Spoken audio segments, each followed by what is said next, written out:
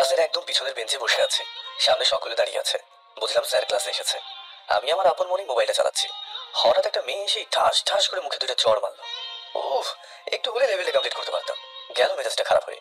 সামনে তাকিয়ে দেখি একটা মেয়ে আমায় চড় মেরে যা তা বলে চলেছে। আমি এক ধ্যানে তার দিকে চেয়ে আছি। ক্লাসের সবাই অবাক, কারণ আজ পর্যন্ত কোনো স্যার বা ম্যাডাম আমার গায়ে হাত তোলেনি। আর কোথা থেকে একটা মেয়ে এসে আমাকে চড় মারলো। আমার কাছে তার কথাগুলো মধুর মতো লাগছে। আমি চুপ করে শুনে যাচ্ছি। এই ছেলে, আমার ক্লাস থেকে বের হয়ে যাও এক্ষুনি। আমি চেয়ে আছি এক ধ্যানে। কথা কানে যায় না নাকি? বের হতে বলেছি, বের হও। আমার ক্লাস বখাটেদের জন্য নয়। ও, এইবার বুঝলাম এ কোনো মেয়ে নয়, এ আমাদের নতুন ইংরেজি ম্যাডাম। তো শেষমেশে কিনা ম্যাডামের উপর ক্রাশ খেলাম। আমার কান ধরে ম্যাডাম ক্লাসের বাইরে বের করে দিলাম। আমি কিছুই বললাম না। তার হাতে ছোঁয়া যেন আমি পাগল করে দিচ্ছে। ক্লাসের বাইরে এসে আমার সামনে আমার মোবাইলটা আছাড় মেরে ভেঙে ফেললো আর বললো, ফের যদি কোনো সময় আমার ক্লাসে মোবাইল দেখি তাহলে তোমার খবর আছে। জি ম্যাডাম। আমি কিছু বললাম না, কেননা ভাবলো আমি বোকা। আমি এটা মনে মনেই বললাম। বেয়াদব ছেলে কোথাকার। বলেই ম্যাডাম ক্লাসে চলে গেল। আমি বোকার মতো হয়ে দাঁড়িয়ে আছি ম্যাডামের দেখতে দেখে। তবে দেখতে কিন্তু জোশ। প্রেম করলেই ম্যাডামের সাথেই করবো, চ্যালেঞ্জ। এমন সময় রাসেল এসে বলল, কি রে, তুই এখানে দাঁড়িয়ে কি বিড়বিড় করিস? বুঝতে পারলাম আমার মতো রাসেলকেও বের করে দিয়েছে। বললেই হলো আমার দোস্ত বলে কথা। দোস্ত, I am love. O MG, শেষমেশ এই ম্যাডামের উপরে? ও ভাই, মারো মুঝে মারো। ভাই, আমি মজা করছি না, সিরিয়াস। তাই তো ভাবি, তোকে চড় দিল আর তুই কিছু বললি না কেন? এই চল, নতুন ফোন কিনতে হবে আবার। এটাও গেল? ম্যাডাম আছাড় দিয়েছে। চল, দাঁড়িয়ে থাকতে ভালো লাগছে না। যাবো, তবে হিমুকে নিবি না? উফ, মনেই ছিল না। তারপর রাসেল আর আমি ম্যাডামের কাছে গিয়ে বসলাম। ম্যাম, একটা কথা ছিল। কি কথা? ম্যাডাম, হিমুকে খুব দরকার, ওকে যেতে দিন প্লিজ। কেন? আমার ক্লাস না করে কাউকে আমি বাইরে যেতে দেব না। ফাও পেঁচাল করে লাভ নেই, বরং একটা ফাঁপড় দিই। ম্যাডাম, হিমুর বাবা হার্ট অ্যাটাক করেছে, ওকে যেতে দিন। ও, আগে বলবো না? আই হিমুকে, তুমি যেতে পারো। ধন্যবাদ ম্যাডাম, হাসি, বাই। আর এক মুহূর্ত না দাঁড়িয়ে থেকে দিলাম দৌড়। ম্যাডাম অবাক, তাই ক্লাসের একটা মেয়ে জিজ্ঞাসা করলো, এই ছেলে এমন ভাবে পালালো কেন? ম্যাম, আসলে হিমুর তো বাবাই। আমাদের ক্লাসের এক মেয়ে বলল, কি? আমাকে এত বড় মিথ্যা কথা বলা? কালকে দেখাবো এর মজা। একদম চুপ সবাই। আমাদের কথা রাসেল আর হিমু তো হাসতে হাসতে শেষ। দোস্ত, তোর মাথায় এইসব প্ল্যান আসে কিভাবে বলতো? আরে বেড়া, কার ছেলে দেখতে হবে না? দোস্ত, সব সময় আমার আব্বুকে নিয়ে মজা করিস কেন? শোন, ম্যাডামটাকে ওটা না বললে আসতে দিত না, তাই বললাম, সরি। ঠিক আছে। আরে এইসব বাদ দে। হিমু মামা, তুই কি জানিস আমাদের শ্রাবণ ম্যাডামের উপরে ক্রাশ? এই তোরা মজা বাদ দে তো। এবার মার্কেটে গিয়ে একটা ফোন কিনে বন্ধুদের সাথে কিছু সময় আড্ডা দিয়ে বাসা দিকে রওনা দিলাম। ও শিট, আপনাদের তোমার পরিচয়টা দেওয়া হলো না। আমি শ্রাবণ। পরিবারে আমি আম্মু আর আমার থেকে কিছুটা ছোট একটা বোন আছে। আব্বু আমার ইউনিভার্সিটি প্রিন্সিপাল, তাই আমি আর লাফালাফি করি। আমি এবার অনার্স সেকেন্ড ইয়ারে অনিয়মিত ছাত্র। আর রাসেল হিমু প্রাণের দোস্ত। তাও দেখলে নি, আমি আর রাসেল প্রায় একই রকম, কিন্তু হিমুর বাচ্চা খুব ভদ্র ছেলে। আর কিছু কমো না, বাকি সব পরে জেনে যাবেন। এই রে, বাসায় চলে এসেছে, পরে কথা বলবানি ভাই। বাসায় এসে কলিং বেলে চাপ দিলাম, আম্মু এসে দরজাটা খুলে দিল। হ্যালো বন্ধুরা, যদি আপনারা আমাদের চ্যানেলে নতুন হয়ে থাকেন, ভিডিওর নিচে থাকা সাবস্ক্রাইব অপশনটায় ক্লিক করে আমাদের চ্যানেলটিকে সাবস্ক্রাইব করে পাশে থাকা বেল আইকনটা অল করে দেবেন পরবর্তী পর্বগুলো দেখার জন্য। ধন্যবাদ। কি রে, এত তাড়াতাড়ি আসলে কেন? ক্লাস শেষ, তাই চলে এলাম। মিথ্যা বলিস? এখন সবেমাত্র 12টা বাজে আর তুই বলছিস ক্লাস শেষ। আম্মু আমার কানটা ধরলো। আম্মু, কানা ছেড়ে দাও, লাগছে তো। আমি তো বলবো না, প্রমিস। এইবারের মতো ছেড়ে দিলাম। লাভ ইউ আম্মু, ক্ষুধা লাগছে, কিছু খেতে দাও। ফ্রেশ হয়ে আয়, খেতে দিচ্ছি। ওকে। আমি রুমে এসে ফ্রেশ উঠে গেলাম। এসে নতুন একটা সেট আপ করে নিলাম। এরই মধ্যে আম্মুর ডাক। আমি নিচে গিয়ে খেতে বসলাম। আম্মু, জোশ হয়েছে খাবারটা। আবার কিসের ঠান্ডা? পাম দিতেছিস কেন? ওহ, সত্যি বলছো দোষ। আর বলবো না, যাও। তো মজা করতেছি। হুম। আম্মুর সাথে মজা করে খেয়ে রুমে এসে শুয়ে পড়লাম। কিছু সময় মোবাইল চালানোর পর ঘুম পাচ্ছিল, তাই ঘুমানোর চেষ্টা করলাম এবং শেষমেশে মিশন কমপ্লিট। ফোনের আওয়াজে ঘুমটা ভেঙে গেল, দেখি শাওন ফোন দিয়েছে। কি রে হারামি, কোথায় তুই? মামা, ঘুমাচ্ছি, গুড নাইট। এই নাটক না করে তাড়াতাড়ি মরে আয়, কথা আছে। ওহ, তুইও না শান্তি মতো একদম ঘুমাতেও দিবি না। তাড়াতাড়ি আসিস। ইস, বিকেল হয়ে গেছে। আমার এই একটাই দোষ, একবার ঘুম পড়লে না আর উঠতে মন চায় না। ফ্রেশ হয়ে রুমের বাইরে বের হলাম, দেখি আপুটা বসে বসে টিভি দেখছে আর একা একা হাসছে। এইটাই আমার সহ্য হলো না, পিছনে গিয়ে দিলাম একটা জোরে টান আর বললাম, হাই পেতনি, হাসিস কেল্লাই। সে জোরে আম্মু বলে চেঁচানি দিয়ে উঠলো। আমাকে আর ভাইকে দিলাম বউ এক দৌড়ে বাসার বাইরে। মোড়ে এসে দেখি শাওন দোকানে চা খাচ্ছে। কি রে মামা, হবে নাকি? মামা, আমাকে এক কাপ দিন। শাওন, তুই ডাকলি কেন বল? ভাই, অনেক বড় খবর আছে। কি বলবি বল? ভাই, আজকে বিকেলে ম্যাডামকে দেখলাম আমাদের এলাকায়। তাতে কি? সেটা বড় কথা নয়, বড় কথা হচ্ছে ম্যাডাম আমাদের এলাকায় মাহবুব সাথে পাশে ভাড়া নিয়েছে। কস কি মামা, তাইলে তো আমার লাইন ক্লিয়ার। তাই তো আমি বলি। চল ঘুরে আসি। তা তুমি জানতাম তুই এটা বলবি, তাই আমি আগে থেকে রেডি। এই না হলে আমার দোস্ত। চল। তার আগে হিমুকে কল কর। ওইটাকে নিয়ে যেতে হবে। এরপর হিমুকে ফাপড় দিয়ে বাসার বাইরে এনে দিলাম, ম্যাডামের বাসার উদ্দেশ্যে রওনা। মামা, ওই দেখ ম্যাডাম ব্যালকনিতে বই পড়ে। আহা, কি চেহারা আমার, শোন না বউ। আমি আর দিনের বেলা স্বপ্ন দেখা বন্ধ কর। চল চল, ম্যাডামের সাথে কথা বলি। না না ভাই, যাস না, ম্যাম তোর উপরে খুব রেগে আছে। কেন ভাই? কেন মানে, তুই আজকে সকালে ম্যামকে যে ফাপড় দিচ্ছিস, ম্যাম সেটা জেনে গেছে। কি করে? রিমি বলে দিয়েছে। আরে হিমির বাচ্চা। চল দোস্ত, বাসায় যাই। আর কি করবো, চল বাসায় যাই।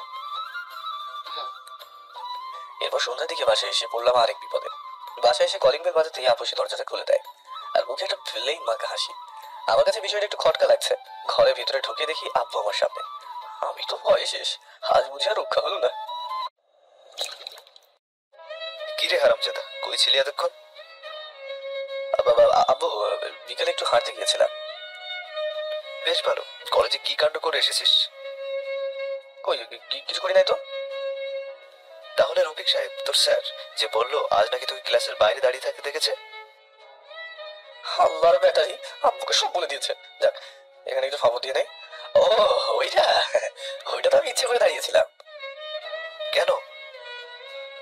আব্বু, আসলে হয়েছে কি, আজকে তো ম্যাডাম আমাদের প্রথম ক্লাস নিচ্ছিল আর এদিকে কিছু বাজে বাজে ছেলে কথা বলছিল আর কি, তাই ম্যাডাম তাদেরকে বের করে দেয়। হো, তাদের মধ্যে তুই একজন? না না, তবু আমি না, আমি না আব্বু। তাহলে তুই বাইরে ছিলি কেন? আসলে হয়েছে কি, ওই ছেলেগুলো বাইরে গিয়েও কথা বলছিল আর তুমি তো জানোই আমি অনেক ভদ্র ছেলে। ম্যাডাম তাই আমাকে দেখতে পাঠিয়েছিল যে কে কে কথা বলছিল আর কি, তাদের নামটা যেন আমি বলি। সত্যি না মিথ্যা? একেবারে সত্যি, পিওর সত্যি। চুপ। এই, তুই ওকে ঝাড়ি দিস কেন? শ্রাবণ, তুই দাঁড়িয়ে থাকবি না পড়তেও যাবি? যাই আব্বু। উফ, বাঁচলাম, আর একটু হলেই ধরা খেয়ে যেতাম। বাঁচে গেল এই যাত্রাতে। আর ফারজানা আপু পেতনির জন্য প্রায় ধোয়া খেয়ে গেছিলাম। ব্যাটারিকে রফিক স্যারকে পরে দেখে নেবো। পরে টেবিলের সামনে বসে মোবাইলটা বের করলাম। বই পড়তে ইচ্ছে করছে না, তাই একটু গেম খেলে দিই। গেম আর খেলবো কি, এখন শুধু ম্যাডামের কথাই মনে পড়ছে। সত্যি কথা বলতে ম্যাডামকে প্রথম দেখাতে আমার ভালো লেগে গেছে। এর আগে অনেক মেয়ে দেখেছি, কিন্তু ম্যাডামের মতো কাউকে দেখিনি আর কি। ইস, ম্যাডামের নামটাই তো জানি না। শাওনকে ফোন করে দেখি কি বলে। হ্যালো মামা। রাখ তোর মামা, আগে বল ম্যাডামের নাম কি। এই রে, আমি তো জানি না। উফ, তোর দ্বারা কিছুই হবে না। তুইও তো জানিস না, আমাকে দোষ দিস কেন? ওসব বাদ দিয়ে বল, নাম জানা যায় কিভাবে? কাল সকালে ভার্সিটি থেকে জেনে নিস। না, আমার এখনই দরকার, না হলে আজকে রাতে আমি ঘুমোতেই পারবো না। এই দোস্ত, আমার মাথায় একটা বুদ্ধি এসেছে। কি? তাড়াতাড়ি বল। হিমুকে ফোন করে জিজ্ঞাসা কর আমি শিওরও জানি, কারণ ও তো নিয়মিত ক্লাস করে, তাই ওর জানার কথা। হ্যাঁ হ্যাঁ, ঠিক বলেছিস। रुक, मैं भी हिमू को फोन लगाता हूँ। ওকে, রাখ। দেখি হিমুর বাচ্চা কি বলে, ফোন করি আগে। হ্যালো দোস্ত। ওই তুই ফোন দিছিস কেন? আমি বই পড়ি। আরে রেগে যাচ্ছিস কেন? আমি খুব বড় বিপদে পড়েছি রে। কি হয়েছে বল। দোস্ত, আমাদের ইংরেজি ম্যাডামের নামটা জানো কি? উফ, তুইও না। প্লিজ ভাই বল না। পুরো নাম মনে নেই, আশিকের কাছে শুনেছিলাম, রাইসা। হা হা হা হা, কি সুন্দর নাম। উফ মাই লাভ।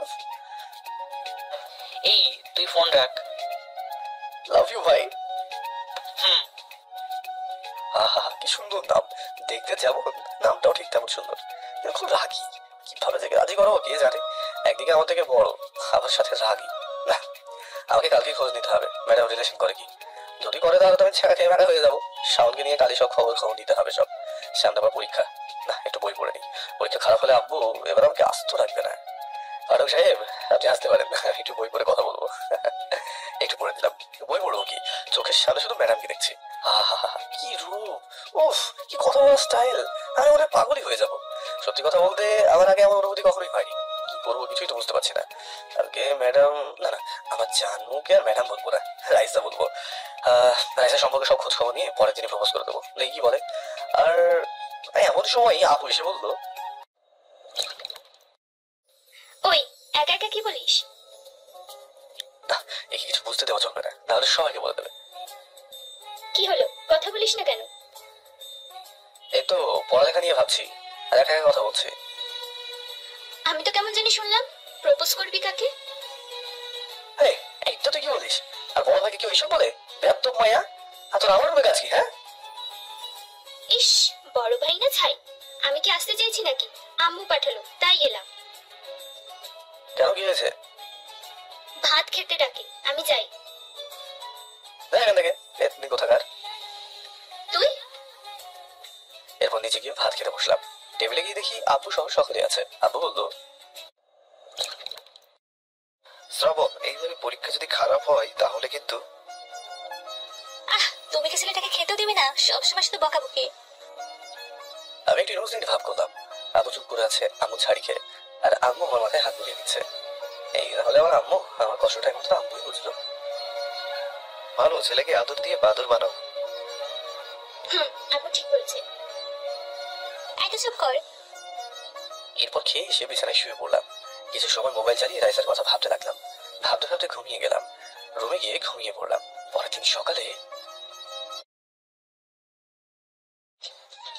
আম্মু ঘুম থেকে তুলে দিল। আমি ফ্রেশ হয়ে নিচে গিয়ে সকালের খাবার খেয়ে আসলাম।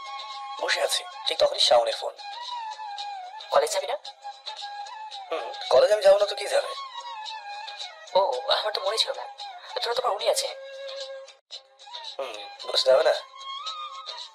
তুই রেডি হয়ে রাস্তা বের হ, আমি আসছি। ওকে, আজ একটু আগে যাই। এরপর আমি রাস্তায় বের হলাম। রাস্তায় এসে দেখি আমার ছোট বোন রিক্সার জন্য দাঁড়িয়ে আছে। কি করিস? ভাইয়া, সবসময় মজা ভালো লাগে না। বুঝলাম। ভাইয়া, একটা রিক্সা ডেকে দে না। দিচ্ছি, দাঁড়া। এরপর আপুকে রিক্সায় তুলে দিয়ে দাঁড়িয়ে আছি, কিন্তু শাওনের খবর নেই। ফোন বের করে শাওনকে ফোনই দেবো, তখন দেখি হিমু আর শাওন আসছে। এই, তোদের রাস্তায় তো দেরি হয় কেন? এ ভাই, সূর্য আজ কোন দিকে উঠলো? কেন? না মানে আমরাই তো তোকে রোজ ওই কথা বলি, আর তোকে ঘুম থেকে ডেকে কলেজে নিয়ে যাই। আর কতদিন যে বকা গেছে ছেলের কাছে, শুধুমাত্র তোর জন্য। আর আজ তুই সবার আগে। কেন, মানুষ কি বদলাতে পারে না নাকি? তা ঠিক। দোস্ত, তুই যাই বলিস না কেন, আমাদের ম্যাডাম কলেজে জয়েন করার কারণে আমাদের লেট ম্যাথ হলে এখন একটু ফাস্ট হবে। তুই ঠিক বলেছিস। আরে তোর বাদ দে তো, ভার্সিটি চলে এসেছি। চল রাকিবের সাথে গিয়ে বসি। এরপর ক্যাম্পাসের ভিতর গিয়ে বসলাম। রফিক বলল, কি রে হিরো, কি খবর?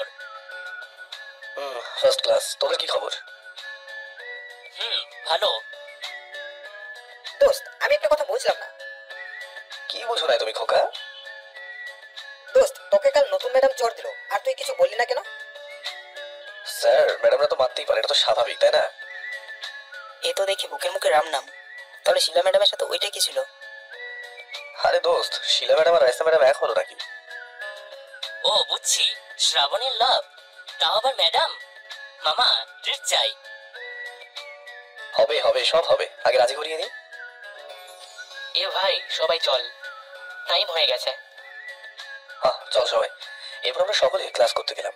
প্রথমে ক্লাসটা হচ্ছে স্যারের। আমার তো সময়ই কাটছে না, আমার মনে শুধু রাইসা আর রাইসা। কখন যে দ্বিতীয় ক্লাস শুরু হবে আর ম্যাডাম আসবে। অনেকক্ষণ পরে বোরিং ক্লাসটা শেষ হলো। এইবারে ম্যাডাম ক্লাসে আসলো। আমি না দাঁড়িয়েছি, নাহলে আবার টাস। কাল খুব ব্যথা পেয়েছি, গায়ে জোর আছে বলতে হবে। তা তো হবেই, আমার ইয়ে বলে কথা। এই হিসেবে ভাবছিলাম কখন যে ম্যাডাম সামনে এসেছে খেয়ালই করিনি।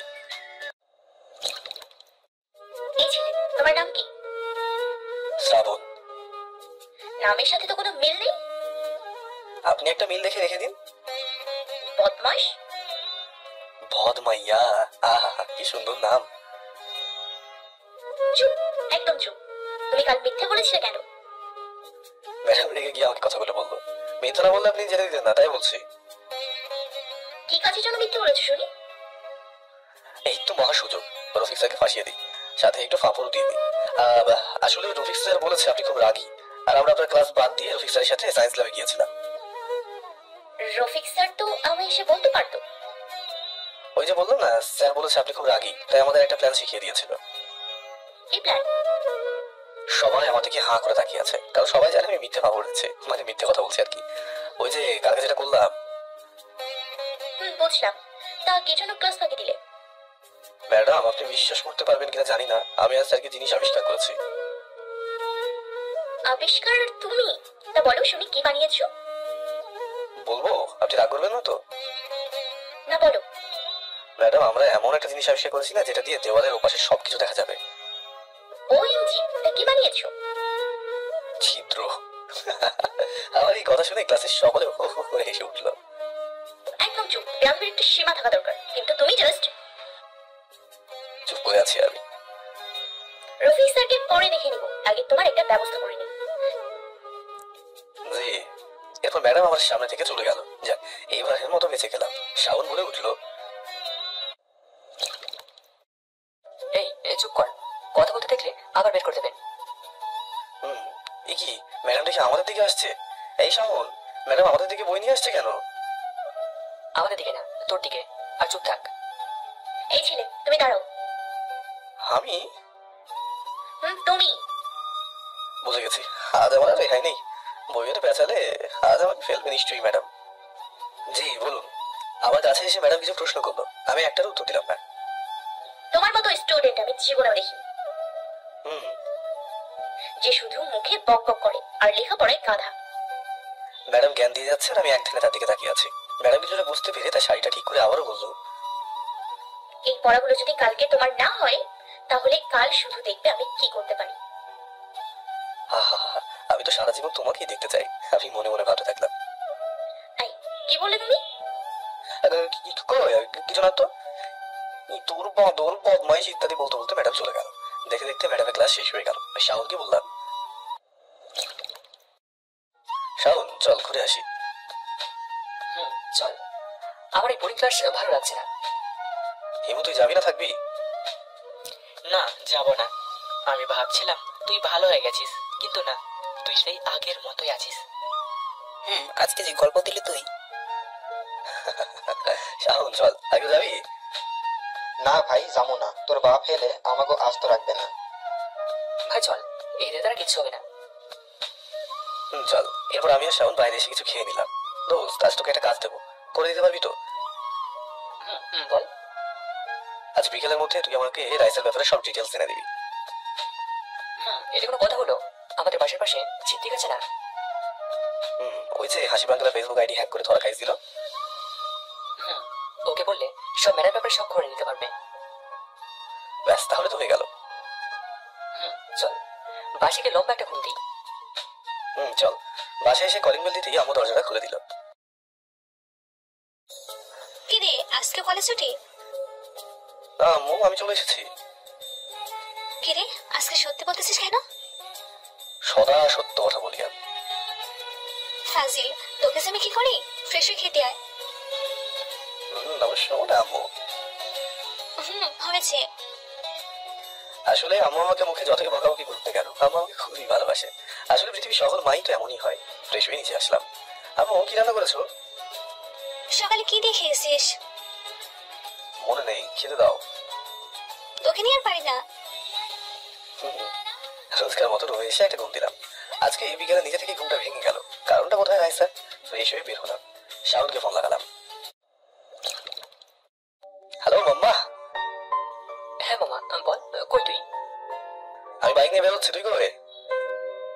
বাড়ির সামনে, পিক করে নিয়ে যা। ওয়েট কর।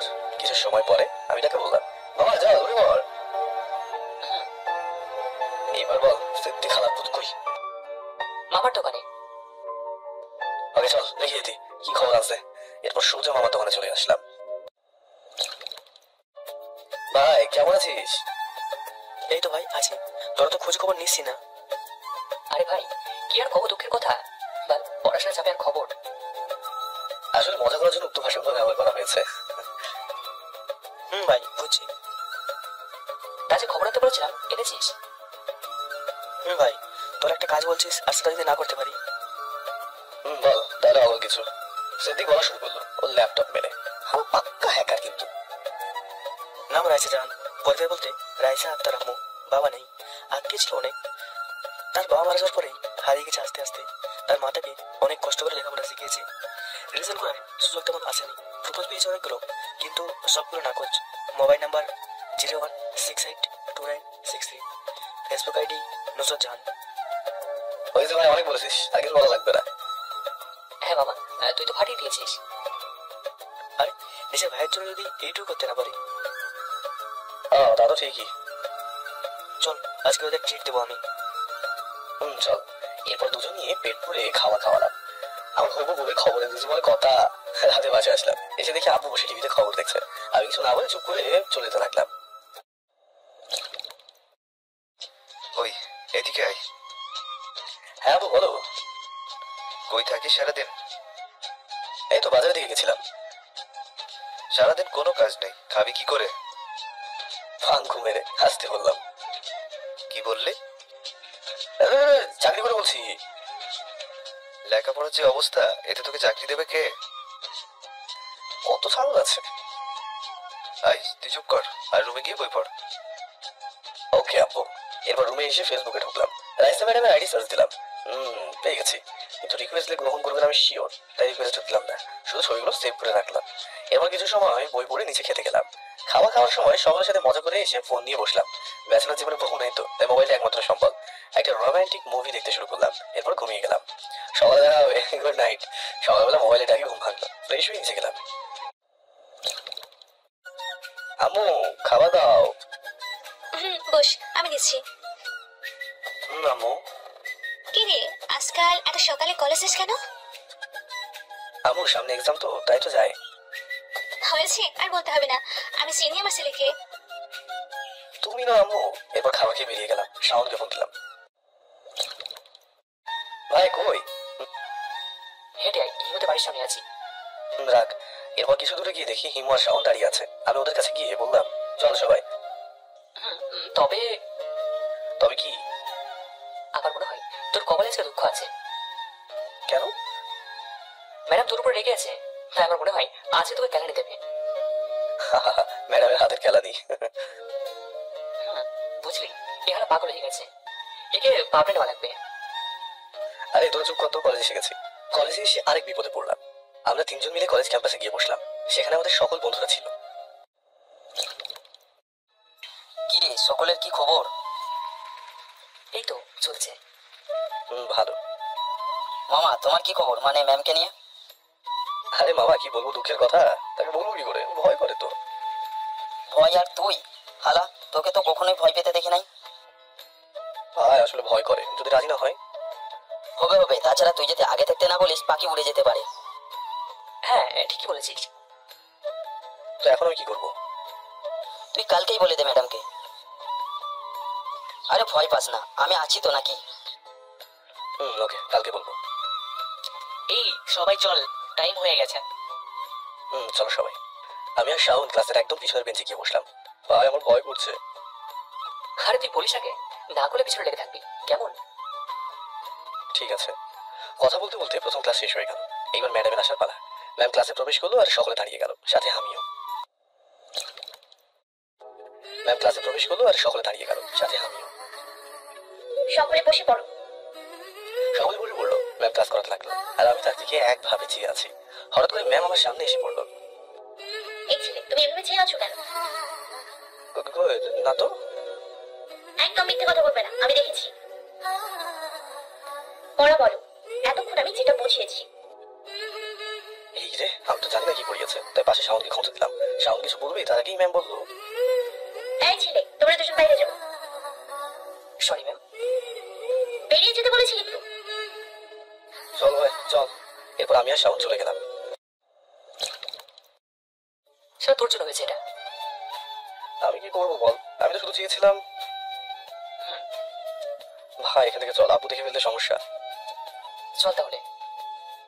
এরপর আমি আর শাওন চলে গেলাম এখান থেকে। রোজকার মতো এইভাবে আজকে দিনটা চলে গেল। বিকেলে রাস্তায় বেরিয়ে হাঁটছি আর ভাবছি ম্যাডামকে কাল প্রপোজ করবো কিনা। যদিও ফ্রেন্ডরা ঠিক কথা বলেছে, আমি যদি এখন না বলি তাহলে যদি ম্যাম অন্য কারো হয়ে যায়, না সেটা দেওয়া হবে না, আমাকে কালকেই বলতে হবে। এইসব ভাবছি, ঠিক তখনই শাওন এসে কাঁধে হাত দিল। কিরে ভাই, এই কি ভাবিস? না রে, কিছু না। তুই নিশ্চয়ই ভেবের কথা ভাবছিস। আর চিন্তা করিস না, সব ঠিক হয়ে যাবে। কি করবো বল? আর চিন্তা করিস না, সব ঠিক হয়ে যাবে। তাই যেন হয়। আমি ম্যামকে কালকেই প্রপোজ করবো। যদি রাজি না হয় তাহলে পিছিয়ে পড়ে থাকবো। ঠিক আছে, আমি তো আছি নাকি? দোস্ত চল কলেজ মাঠে গিয়ে আড্ডা দিয়ে আসি।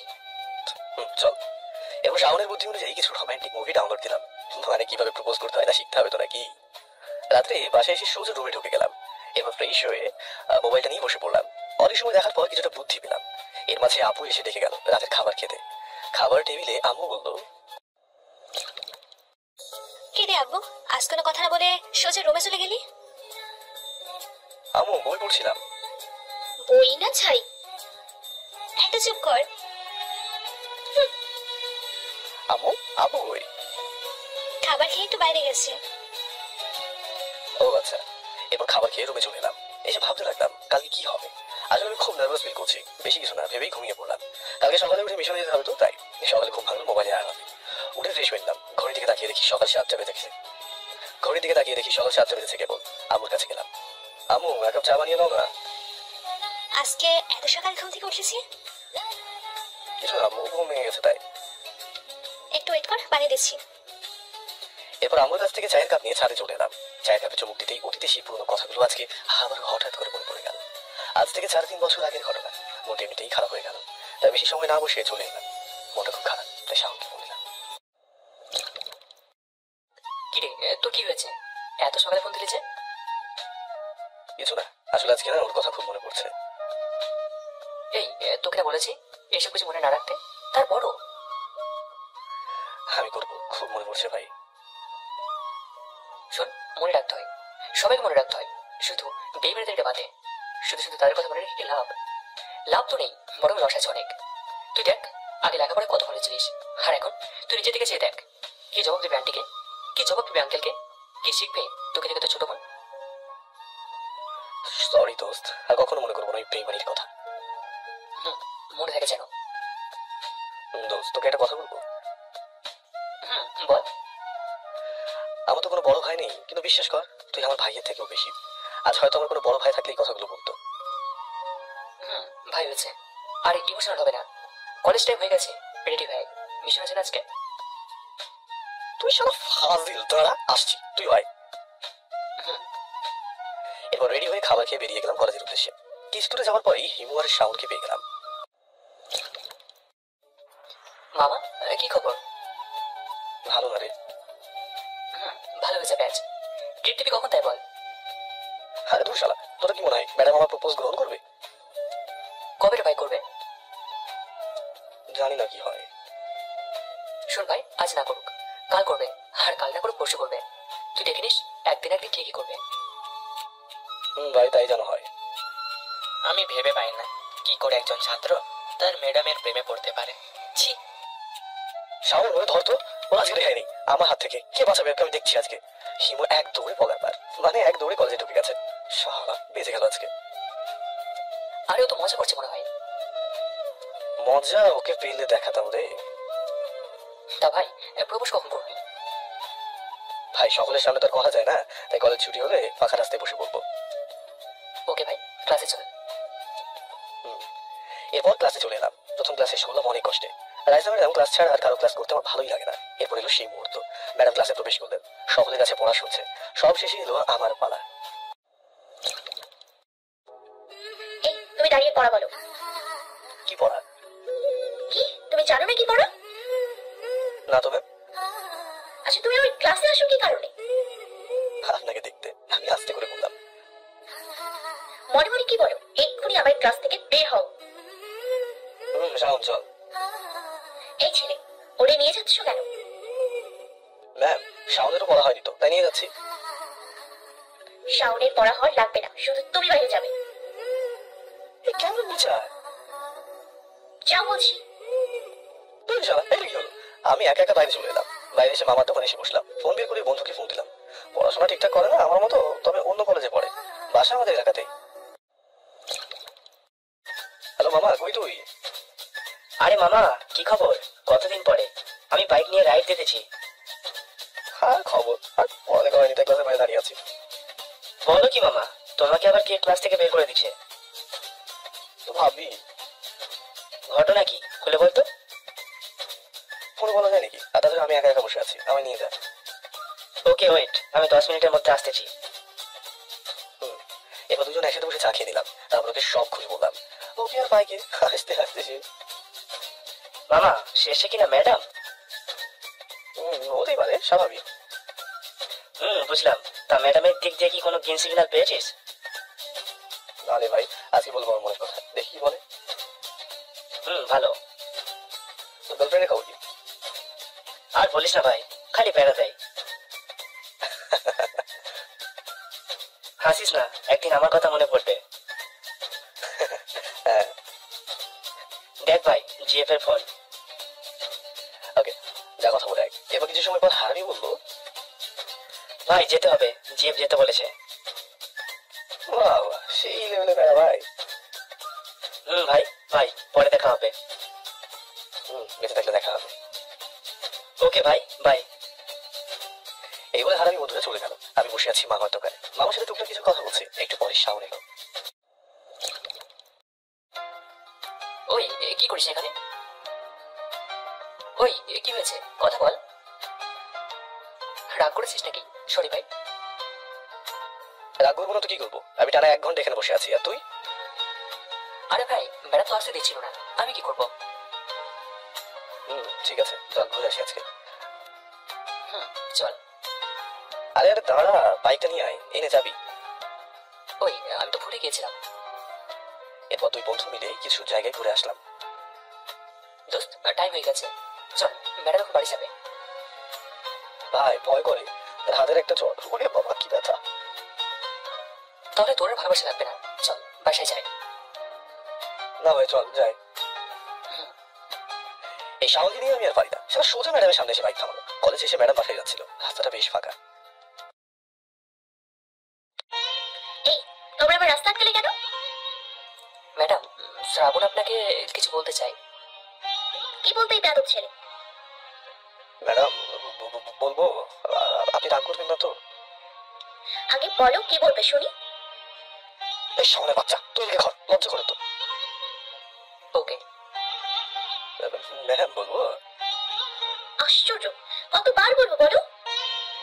আমি হাঁটু গেড়ে বসে হাতে একটা ফুল নিয়ে বলতে লাগলাম, রাইসা আমি তোমাকে প্রথম যেদিন দেখেছি সেদিন থেকেই তোমার প্রেমে পড়ে যাই। তোমার হাঁটা চলা কথা চোখের চাহনি দেখে কিন্তু একদমই ফিদা। আমি চাই তোমাকে আমার মনের রানী করে সাজিয়ে রাখতে। আমি তোমাকে আমার জীবনের একটা অংশ করতে চাই। তুমি কি হবে আমার মনের রানী? হবে কি আমার মেয়ের আম্মু? I love you, Raisa. Do you love me? এক নিঃশ্বাসে কথাগুলো বলে ফেললাম। সামনের দিকে চেয়ে দেখি ও হা করে তাকিয়ে আছে। আগে তুমি উঠে দাঁড়াও, তারপর তোমার উত্তর দিতেছি। ওকে, আমি ওঠার সাথে সাথেই ম্যাম আমাকে ঠাস ঠাস করে 2টা চড় দিল। শাওন এটা দেখে বাইক নিয়ে এক টান দিয়ে চলে গেল, আর আমি হা হয়ে দাঁড়িয়ে আছি। আশেপাশে কেউ আছে কিনা দেখে নিলাম। না কেউ নেই। দেখ, মান সম্মানটা অন্তত বাঁচলো। আর শাওনকে তো আমি পরে দেখে নেবো। শালা হারাবি কোথাকার। এই ছেলে, তুমি নিজেকে কি মনে করো? হ্যাঁ, তুমি জানো আমি তোমার থেকে 2 বছর বড়? আর তাছাড়াও তোমার সাহস কি করে হয় আমাকে প্রপোজ করার? আমি তোমার টিচার। ছি ছি ছি ছি, লজ্জা করে না? ক্লাসে তো পড়া একটাও হয় না, সারাদিন শুধু ব্যবহার করেই যাও। আমি আগেই জানতাম তুমি বেয়াদব, কিন্তু এতটা বেয়াদব সেটা জানতাম না। কি হলো, এবার কথা বলো। এখন কথা বের হয় না। ক্লাসে তো একাই 100 বেয়াদব পোলাপান। আর তোমার সাথে ওই বেয়াদবটাকে আমি পরে দেখে নেবো। আর যদি আমাকে এসব কিছু বলো তাহলে এমন হাল করবো নিজেকে নিজেই চিনতে পারবে না। বেয়াদব। এই বলে ম্যাডাম আমার সামনে থেকে চলে গেল। এতক্ষণ ম্যাম যেটা বললো সেটা আমার এক কান দিয়ে ঢুকে অন্য কান দিয়ে বেরিয়ে গেছে। আমি চারপাশে তাকিয়ে দেখলাম না, তেমন ভাবে দেখলাম না। পাশে একটা দোকান আছে, সেখানে গেলাম। মামা, 1 কাপ চা দিন তো। রং চা না দুধ চা? দুধ চাই দেন। মামা, মেয়েটাকে আপনার বান্ধবী? হুম। আপনি তাকে ভালোবাসেন তাই না? আপনি কি করে বুঝলেন? মামা, আমি দেখেই সব বলে দিতে পারি। আর মেয়েটাও আপনাকে ভালোবাসে, শুধু প্রকাশ করে না। কম কি মামা, তাই যেন হয়। এই নেন আপনার চা। ধন্যবাদ। সারা জ্বরকে গাল ব্যথা করছে। উফ, চাটা কোনো মতে খেয়ে ফার্মেসিতে গেলাম। সেখান থেকে ব্যথার ওষুধ দিলাম। এবার শাওনকে ফোন দিলাম। হ্যালো। হ্যালো মামা, তুই বেঁচে আছিস? কিন্তু মারা যাবো কেন? না মানে ম্যাডাম যে চটটা না দিল। ওই হারাবি ফলতাম বন্ধ করতো, আর আমাকে এসে নিয়ে যা। তুই ওয়েট কর, আমি আসছি। কিছু সময় পরে শাওনের বাচ্চা এলো। বাইক রেখে দিকে তাড়াতাড়ি। কেন ভাই? ট্রিট দেবো, তাড়াতাড়ি আয়। 10 সেকেন্ড দাঁড়া, আমি আসছি। সারা ট্রিটের কথা শুনি 10 সেকেন্ডের মধ্যে আসছে। তুই আজকে এখানে আয়, তোকে এমন ট্রিট দেবো না 10 দিন মনে রাখবি। মোটামুটি আমিও ভাবলাম। শাওন আমার কাছে আসার সাথে সাথে আমি ওকে ধোড়া দিতে লাগলাম খেলা নেই। শাওন আমার থেকে বডিতে চিকন, তাই আমি মার দিচ্ছি। 5 মিনিট পরেই ভাই আমার ট্রিট লাগবে না, মাপ চাই ভাই। না না, আর একটু দিয়ে নি। ভাই প্লিজ। তাহলে তখন তুই আমাকে দেখে পালালি কেন? হ্যাঁ ভাই, ম্যাডাম যে ডাকি তাতে আমি শিওর মার খেতাম, তাই পালিয়েছি। সরি, আর পারবো না কখনো। মনে থাকবে তো? ভাই এবার ছাড়। এরপর শাওনকে ছেড়ে দিলাম।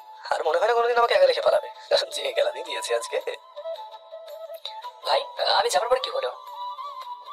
আগে বাইকে উঠ, অনেক দেরি হয়ে যাচ্ছে, বাসায় যেতে হবে। এরপর শাওনকে সব খুলে বললাম। শাওন হাসতে হাসতে শেষ। তা এখন কি করবি? রোজ একবার করে প্রপোজ করবো। সারা আবার জ্বর খেতে দাঁত পড়ে যাবে না এবার। ওদের আমার কিছুই হবে না, বিয়ে করে সবগুলো পুষিয়ে দেবো না। হারামি, তোর মুখে কিছু আটকায় না? না, বাসায় চলে এসেছি। এরপর বাইকটা গ্যারেজে দেখি আমি কলিং বেল চাপ দিলাম। আম্মু এসে দরজাটা খুলে দিল। আমি ভিতরে গেলাম। আম্মুকে দেখি আমার দিকে চেয়ে আছে একভাবে। এরপর বাইকটা গ্যারেজে দেখি আমি কলিং বেল চাপ দিলাম।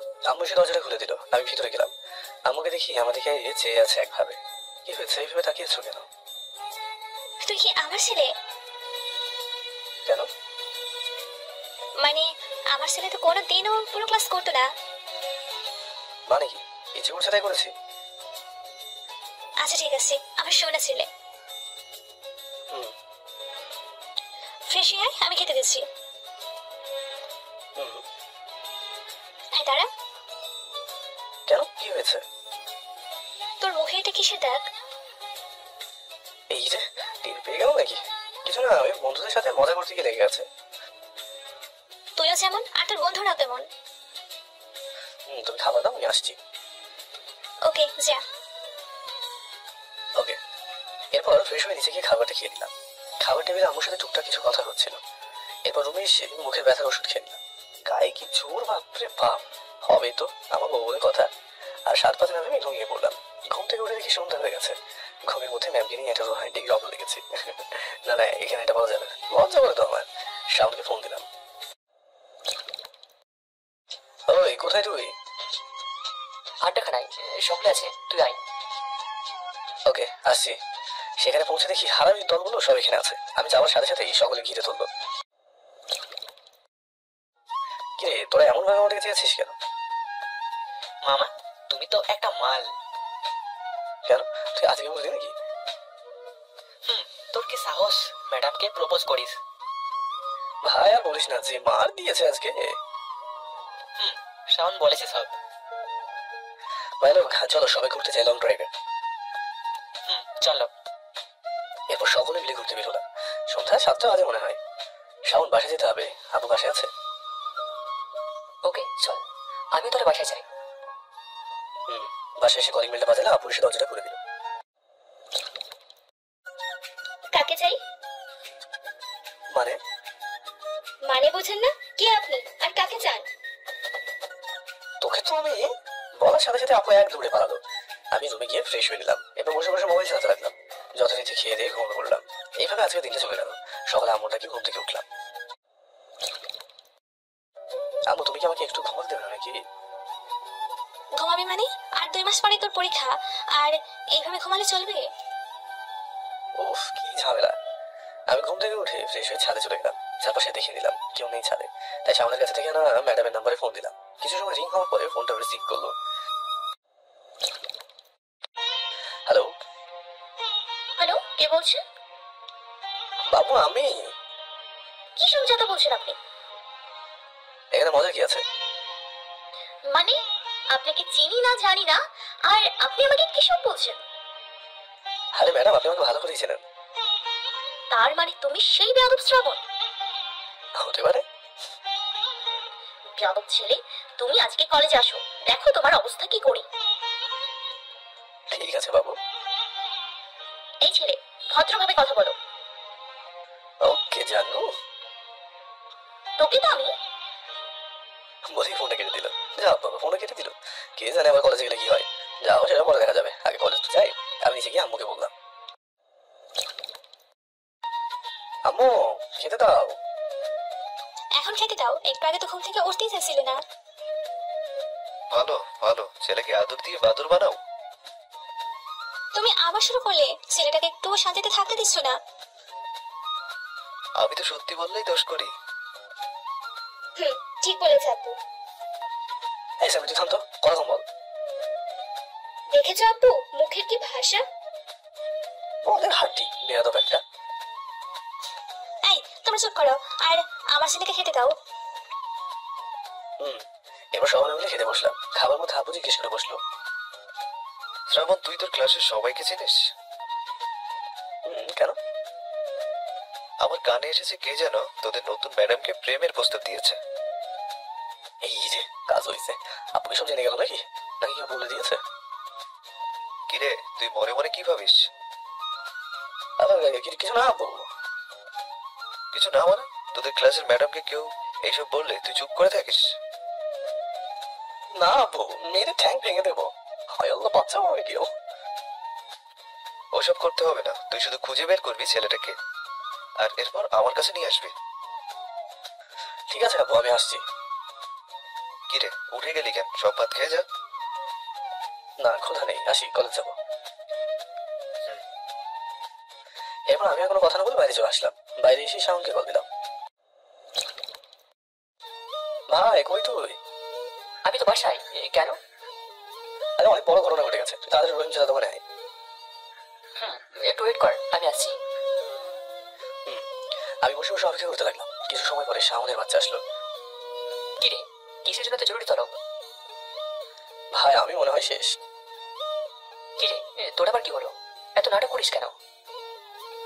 অনেক বড় বিপদে পড়ে গেছি আমি। কি হয়েছে খুলে বল। শোন তাহলে, আমি সব খুলে বললাম। আমিও কিছু জানি না, এর ভিতর আমি এসে জানতে পারলে আঙ্কেল আমাকে মেরে ফেলবে। এই হারামি, তুই এত পার্টি খাস কেন রে? তোর সাথে থাকলেই সব কাজে আমি ভেসে যাই। এ ভাই, তোকে কি বলেছে ম্যামকে প্রপোজ করতে? বাদ দে, বল এবার বাঁচা যায় কিভাবে? ভাবতে দে। A few moments later. মামা, তুই ম্যাডামের কাছে গিয়ে পা ধরে মাপ চা, এরপর দেখবি ম্যাম তোকে মাফ করে দেবে। কোনোদিনও না, আমি তাকে ভালোবাসি। এখনো ম্যাডামের ভূত নামেনি? না। তাহলে তোকে আমি বাঁচাতে পারলাম না। আমি বললে তোকেও নিয়ে মরবো। তুই আমার কাছ থেকে দূরে থাক। একটা বুদ্ধি পেয়েছি। কি? শোন, আব্বুকে বলবো এটা মিথ্যে কথা। আর আঙ্কেল স্যার বিশ্বাস করে নেবে? হ্যাঁ মানে করবে না, তবে বলবো যে এমন কিছু হলে তো ম্যাডাম তাকে বলতো। ধর আঙ্কেল ম্যাডামের কাছে যদি জিজ্ঞাসা করে তাহলে? তাহলে যা হবে দেখা যাবে। চল, কলেজে টাইম হয়ে গেছে। চল। আমি আর আসলে ভার্সিটির ভেতরে গেলাম, গিয়ে দেখি হারামি সবগুলো বসে আড্ডা দিচ্ছে। মামা বসেন বসেন, বসে যান। পরিবেশটা সুন্দর না? কোনো হইচই আছে? তারপরেও কিছু লোক বলবে আমি খারাপ। শ্রাবণ তো ভালো না, আমিও তাই বলি। আমি তো ভালা না, ভালা লইয়াই থাইকো। বেশ মজা পাইলাম। আরে রাখ তোদের মজা, মজার গোষ্ঠী গিলাই। কেন, কি হয়েছে? আমি বলি শোন। রাসেল সব বলবো। তখন কি করবেন জনাব? তোরা কিছু প্ল্যান বল। দাঁড়া, ভাবতে দে। ওকে ভাব তোরা। কিছু সময় পরে হিমু বলে উঠলো, আমার কাছে একটা প্ল্যান আছে। তাড়াতাড়ি বল। সবাই একসাথে বলে উঠলো। আমি বলি কি, শোন শ্রাবণ, তুই গিয়ে স্যারকে সব বলে দে এবং ম্যামকে সরি বলে সবকিছু মিটিয়ে নে। ওরে হারামির বাচ্চা, তোরে আজকে আমি খাইছি রে। ঠিক তখনই বেল পড়লো। পরে তোকে আমি দেখে নেবো রে। ক্লাসে চলো সবাই। ওকে চল। এরপর ক্লাসে চলে আসলাম সবাই। আমি রোজকার মতো নিজের সিটে বসে পড়লাম। নিয়মিত বসে গল্প করতে লাগলাম। জানি না কি হয় ক্লাসে আসলে, সব গল্প এখানে এসে মনে পড়ে যায়। কিছুক্ষণ পর স্যার এলেন এবং যথারীতি ক্লাস করাতে লাগলেন। আমি আর রাসেল সেদিকে খেয়াল না করে গল্প করতে লাগলাম। স্যার আমাকে কথা বলতে দেখে না দেখার ভান করে কিছু বললো না, কারণ আমি জানি প্রিন্সিপালের পোলা। প্রথম ক্লাস শেষ, যা বাঁচলাম। এবার ম্যামের ক্লাস। ম্যাম ক্লাসে আসলেন এবং ক্লাস করতে লাগলেন। আমি এক ধ্যানে চেয়ে আছি। হঠাৎ করে ম্যাডাম আমার সামনে চলে আসলেন। এই তুমি দাঁড়াও। জি আমি। তুমি। জি বলেন, কি বলবেন? আমি এতক্ষণ যেটা বুঝলাম সেটা বলো। কি বুঝিয়েছেন? কি তার মানে তুমি আমার পড়া খেয়াল করনি? এই বেয়াদব ছেলে, তুমি আমার সাথে আসো। সবাই হাঁ করে আমার দিকে চেয়ে আছে। আমি সবাইকে একটা চোখ মেরে ম্যামের পিছনে পিছনে যেতে লাগলাম। কিন্তু কি, ম্যাম তো আমার দিকে দাঁড়িয়ে দিতেছে। সর্বনাশ করেছে। আমি দৌড়ে গিয়ে ম্যামকে বললাম, ম্যাম কোথায় যাচ্ছেন? প্রিন্সিপাল স্যারের রুমে। সরি ম্যাম, যদি একবার আব্বু জানতে পারে। উফ, সব শেষ। আমি মনে মনে ভাবলাম, সরি ম্যাম, আর জীবনেও তাকাবো না আপনার দিকে। আজকে তোকে মজা দেখাবো বেয়াদবের হাড্ডি। ম্যাম বলতে বলতে আব্বুর কেবিনের সামনে চলে আসলাম। স্যার আসবো? আরে মিস রাইসা যে, আসুন আসুন। আমি বাইরে দাঁড়িয়ে আছি, তখনই ম্যাম বললো, ভেতরে আয় বেয়াদব। বসুন। এ কি, তুই এখানে কেন? আমাকে উদ্দেশ্য করে বললো আব্বু। আমি বলছি স্যার, এই বেয়াদব ছেলেটার একদিনও পড়া হয় না, সাথে প্রতিদিন ক্লাসের পেছনে বসে শুধু গল্প করে আর মোবাইল টিপে। আব্বু আমার দিকে রাগী দৃষ্টিতে তাকালো। তুমি বিশ্বাস করো, আমি আব্বুকে উদ্দেশ্য করে বললাম।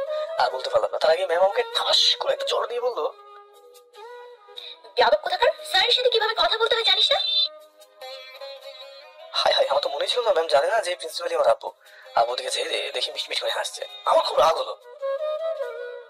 সরি স্যার, এই বেয়াদবের হয়ে আমি ক্ষমা চেয়ে নিচ্ছি। ঠিক আছে, আপনি ক্লাসে যান, আমি এই বিয়াদবের ব্যবস্থা করছি। ওকে স্যার, আসি। এরপর ম্যাম আমার দিকে রাগী দৃষ্টিতে তাকিয়ে চলে গেল। ম্যাম যাওয়ার পরে আব্বু জোরে জোরে হাসতে লাগলো। আমি রেগে গিয়ে বললাম, আব্বু তুমি থামো তো প্লিজ। আব্বু, এতদিনে একটা টিচার পেলাম যে কিনা তোকে চড় দিল। কি জন্য চড় খেলাম? আব্বুকে তুমি বলাই? আমি গেলাম, তুমি হাসতে থাকো।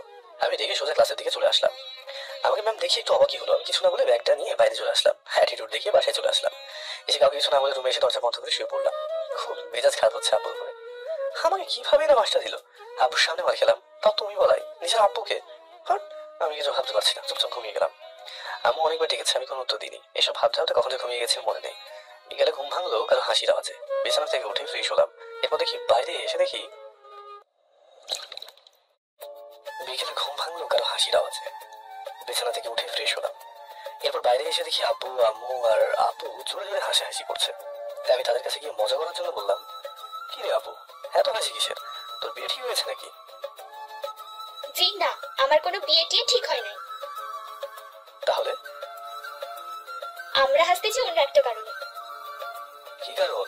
আমি সোফায় বসে বললাম, কাকে যেন কোন নতুন ম্যাডাম ঠাস করে চড় দিয়েছে, সেটা নিয়ে হাসতেছি। ওরে পেতনির বাচ্চা পেতনি! আব্বু দেখেছো? আমি কি বলবো, আমার তো হাসি পাচ্ছে। কি চড়টাই না দিয়েছিল। এটা বলার পরেই সকলে মিলে হাসতে লাগলো। আমি রাগ করে বাইরে চলে এলাম। বাইরে এসে বেস্টকে ফোন দিলাম। হ্যাঁ শ্রাবণ। কিরে, বেঁচে আছিস? না, আমি শ্রাবণের ভূত বলছি। আরে ডাকিস কেন? আর রহিম চাষের দোকানে আছি, তুইও আয়। হাই। আজ মনটা একটু কেমন কেমন যেন লাগছে, তাই বাইক না নিয়ে হেঁটে যেতে লাগলাম। কারণ হাঁটলে লাগে মনটা ফ্রেশ হয়ে যায়, সবাই তো তাই বলে, হয়তো বা হয়, তাই আমিও হাঁটতে লাগলাম। রহিম চাচার দোকান এখান থেকে 10 মিনিট রাস্তার পাশ দিয়ে হেঁটে যাচ্ছি। আমার ডান পাশ দিয়ে অনেকগুলো গাড়ি যাচ্ছে। এটা শহর এলাকায় স্বাভাবিক, তবে রিক্সার সংখ্যা বেশি। হাঁটছি আর রাস্তায় গাড়ি যাওয়া আসা দেখছি। হঠাৎ একটা রিক্সায় চোখ গেল। একটা মেয়ে আর একটা ছেলে যাচ্ছে, হয়তো গার্লফ্রেন্ড বয়ফ্রেন্ড। মেয়েটা ছেলেটার কাঁধে মাথা দিয়ে চোখ বুজে আছে। আমিও হয়তো একদিন এইভাবে কাউকে নিয়ে ঘুরে বেরিয়েছি, দিন রাত সব সময়। আর আজকে কোথায় সে মেয়ে, হঠাৎ সে ভালোবাসার প্রতিশ্রুতি। হঠাৎ কেন জানি না গান শুনতে ইচ্ছে করছে, কিন্তু চারিদিকে অনেক শব্দ। কাছে হেডফোন থাকলে বেশ ভালোই হতো। কি করতে করতে যেন পকেটে হাত গেল। পকেটে হাত দিয়ে দেখি হেডফোন আমার পকেটে। তখনই মনে বললো রাতে পকেটে রেখেছিল। আমাকে আর পাই গিয়ে সাথে সাথে বের করে কানে দিয়ে মোবাইলে গানটা চালিয়ে দিলাম। অনেক পছন্দের একটা গান শুনতে লাগলাম মনোযোগ দিয়ে, আর সেই সাথে গুনগুন করে গাইছিলাম। একসাথে রয়েছি দুজন, এক ডোরে বাঁধা দুটি প্রাণ, ছিড়বে না কভু এ বাঁধন, আসলে আসুক তুফান। একসাথে রয়েছি দুজন, এক ডোরে বাঁধা দুটো প্রাণ, ছিড়বে না কভু এ বাঁধন, আসলে আসুক তুফান। তুমি আমারই হয়ে বলবো শতবার, ও আমার বন্ধু গো, চিরসাথী পথ চলা, তোমারই জন্যে হয়েছি আমি ভালোবাসা। গান শেষ হতে দেখি দোকানের সামনে চলে এসেছে। শাওন আগে থেকে এসে বসে আছে। কেমন আছিস? মজা লস। তোর ওই গ্যারামি করে কথা বলা কোনোদিনও কি যাবে না? আমি ভেবেছি আঙ্কেল বকাবকি করেছে, তাই বললাম কেমন আছিস। আরে আব্বু কি বলবে, যা করার দায়িত্ব সব করে গেছে। আমার মান সম্মান সব শেষ করে দিয়েছে। কি করছে ভাবি? আব্বুর সামনে আমাকে চড় দিয়েছে রে। কি বলিস? কেন, খুলে বল তোমাকে। আমি সব খুলে বললাম শাহনকে। আরে বেচারা, শুধু শুধু মার খেলি। তা কি আর বলতে। হ্যাঁ, তোর বোনটা তো আছেই পচার জন্য। তুই এইটা একটা ঠিক কথা কইলি। আমি সবসময় ঠিক কথাই কই। কি খাবি, চা না কফি? তুই জানিস না? চাচা 2 কাপ কফি দাও, আর চিনি বেশি আমারটাই। চাচা আমাদের পরিচিত, সেই কলেজ লাইফ থেকে এখানেই আসি। কিছুক্ষণ বসে বসে আমি আজ সামনে হাঁটা দিলাম আর পিওর কফি খেলাম। আর একটু বলে নিই আপনাদের, চাচার দোকানটা আমাদের কলেজের পাশে। ওই যে ইন্টার যে কলেজে পড়েছি, পাশেই কলেজ ক্যাম্পাস, সাথে একটা পুকুরও আছে। আমি আর শাওন সোজা ওখানে চলে গেলাম, মানে পুকুর পাড়ে। যাওয়ার পথে ছোট ভাইরা বলেছিল ক্রিকেট খেলতে, আমরা না করে দিয়েছি। মুড নেই ক্রিকেট খেলার এখন। ভাই কি করবি এখন?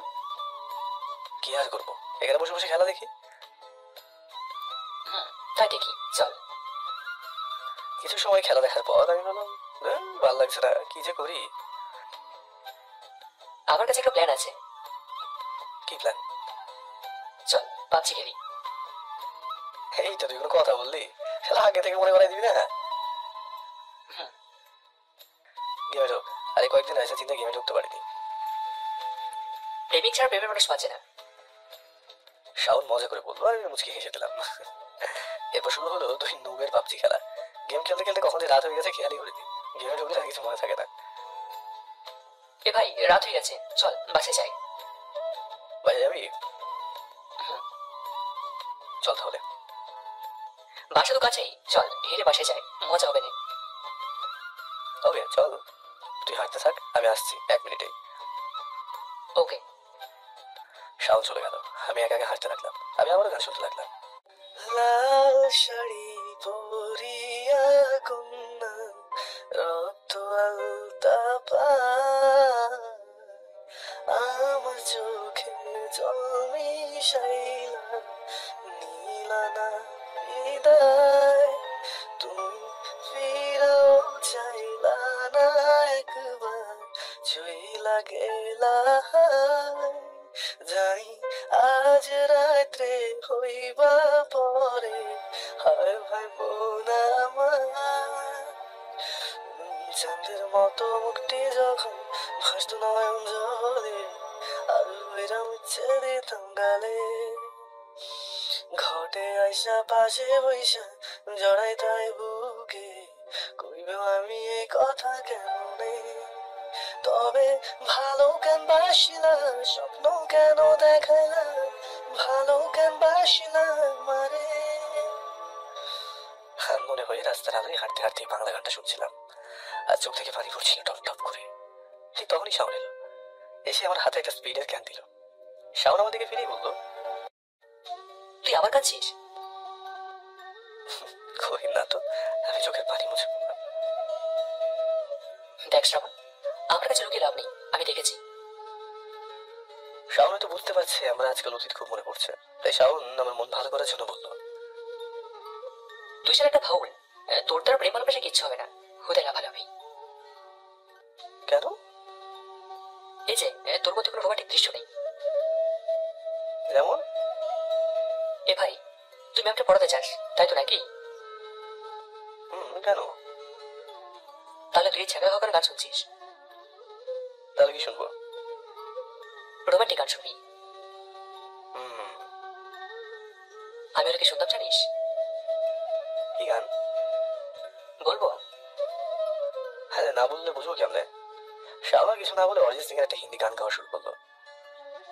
आज फिर तुम पे प्यार आया है, आज फिर तुम पे प्यार आया है, बेहद और बेशुमार आया है। হারাবি থাম, আমি জানি শাওন আমার মন ভালো করার জন্য এটা করছে। সত্যি ওর মতো ফ্রেন্ড পাওয়া না একটা ভাগ্যের ব্যাপার। এখন থেকে এগুলো শোন, কাজে লাগবে। আরে তুই স্প্রাইট টানতে গেছিলি তখন? গুড, তুই ওই যে একটা কাজের মতো কাজ করলি।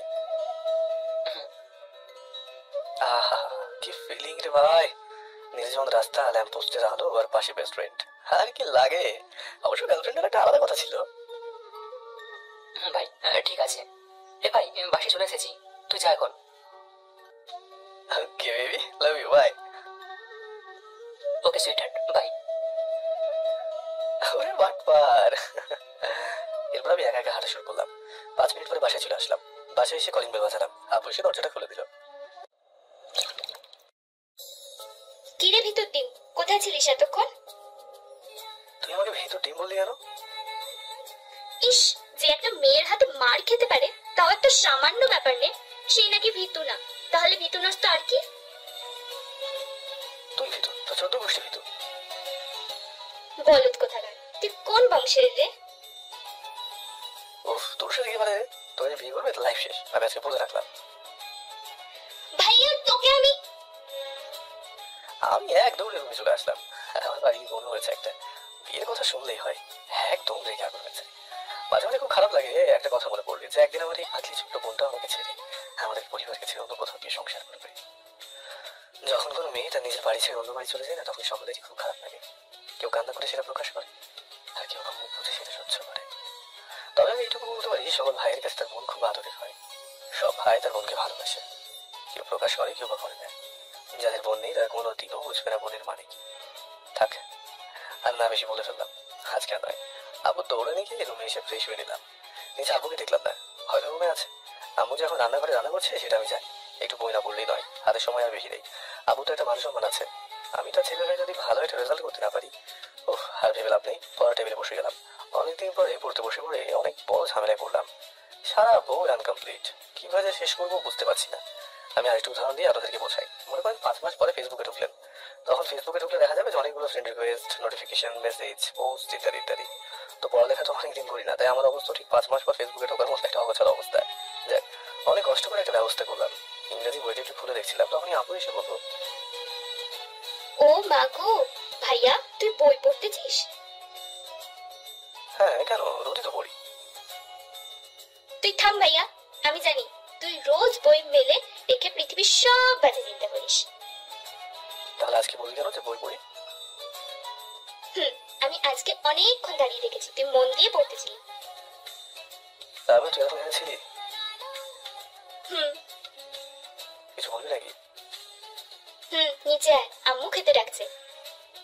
এত তাড়াতাড়ি? তাড়াতাড়ি মানে ঘড়ি দেখ, রাত 11টা বাজে। আব্বু খেয়ে নিয়েছে, বাকি আছে আমরা 3জন। কি 11টা বাজে? ও মাই গড। আচ্ছা তুই যা, আমি আসছি।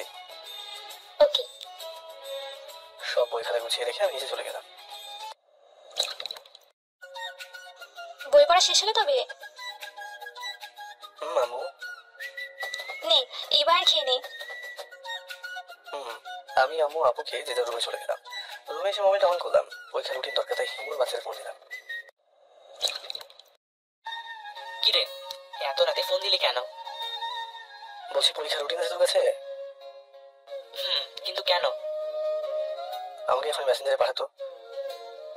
তুই রুটিন দিয়ে কি করবি আবার? আরে হিমুর বাচ্চা রুটিনটা দিয়ে কি করে রে? তুই বেশি কথা আমাকে পাঠা। Okay wait. কিছুক্ষণ পরে রুটিন পেয়ে গেলাম। এখন গায়ে একটা পরীক্ষা ভাব চলে এসেছে।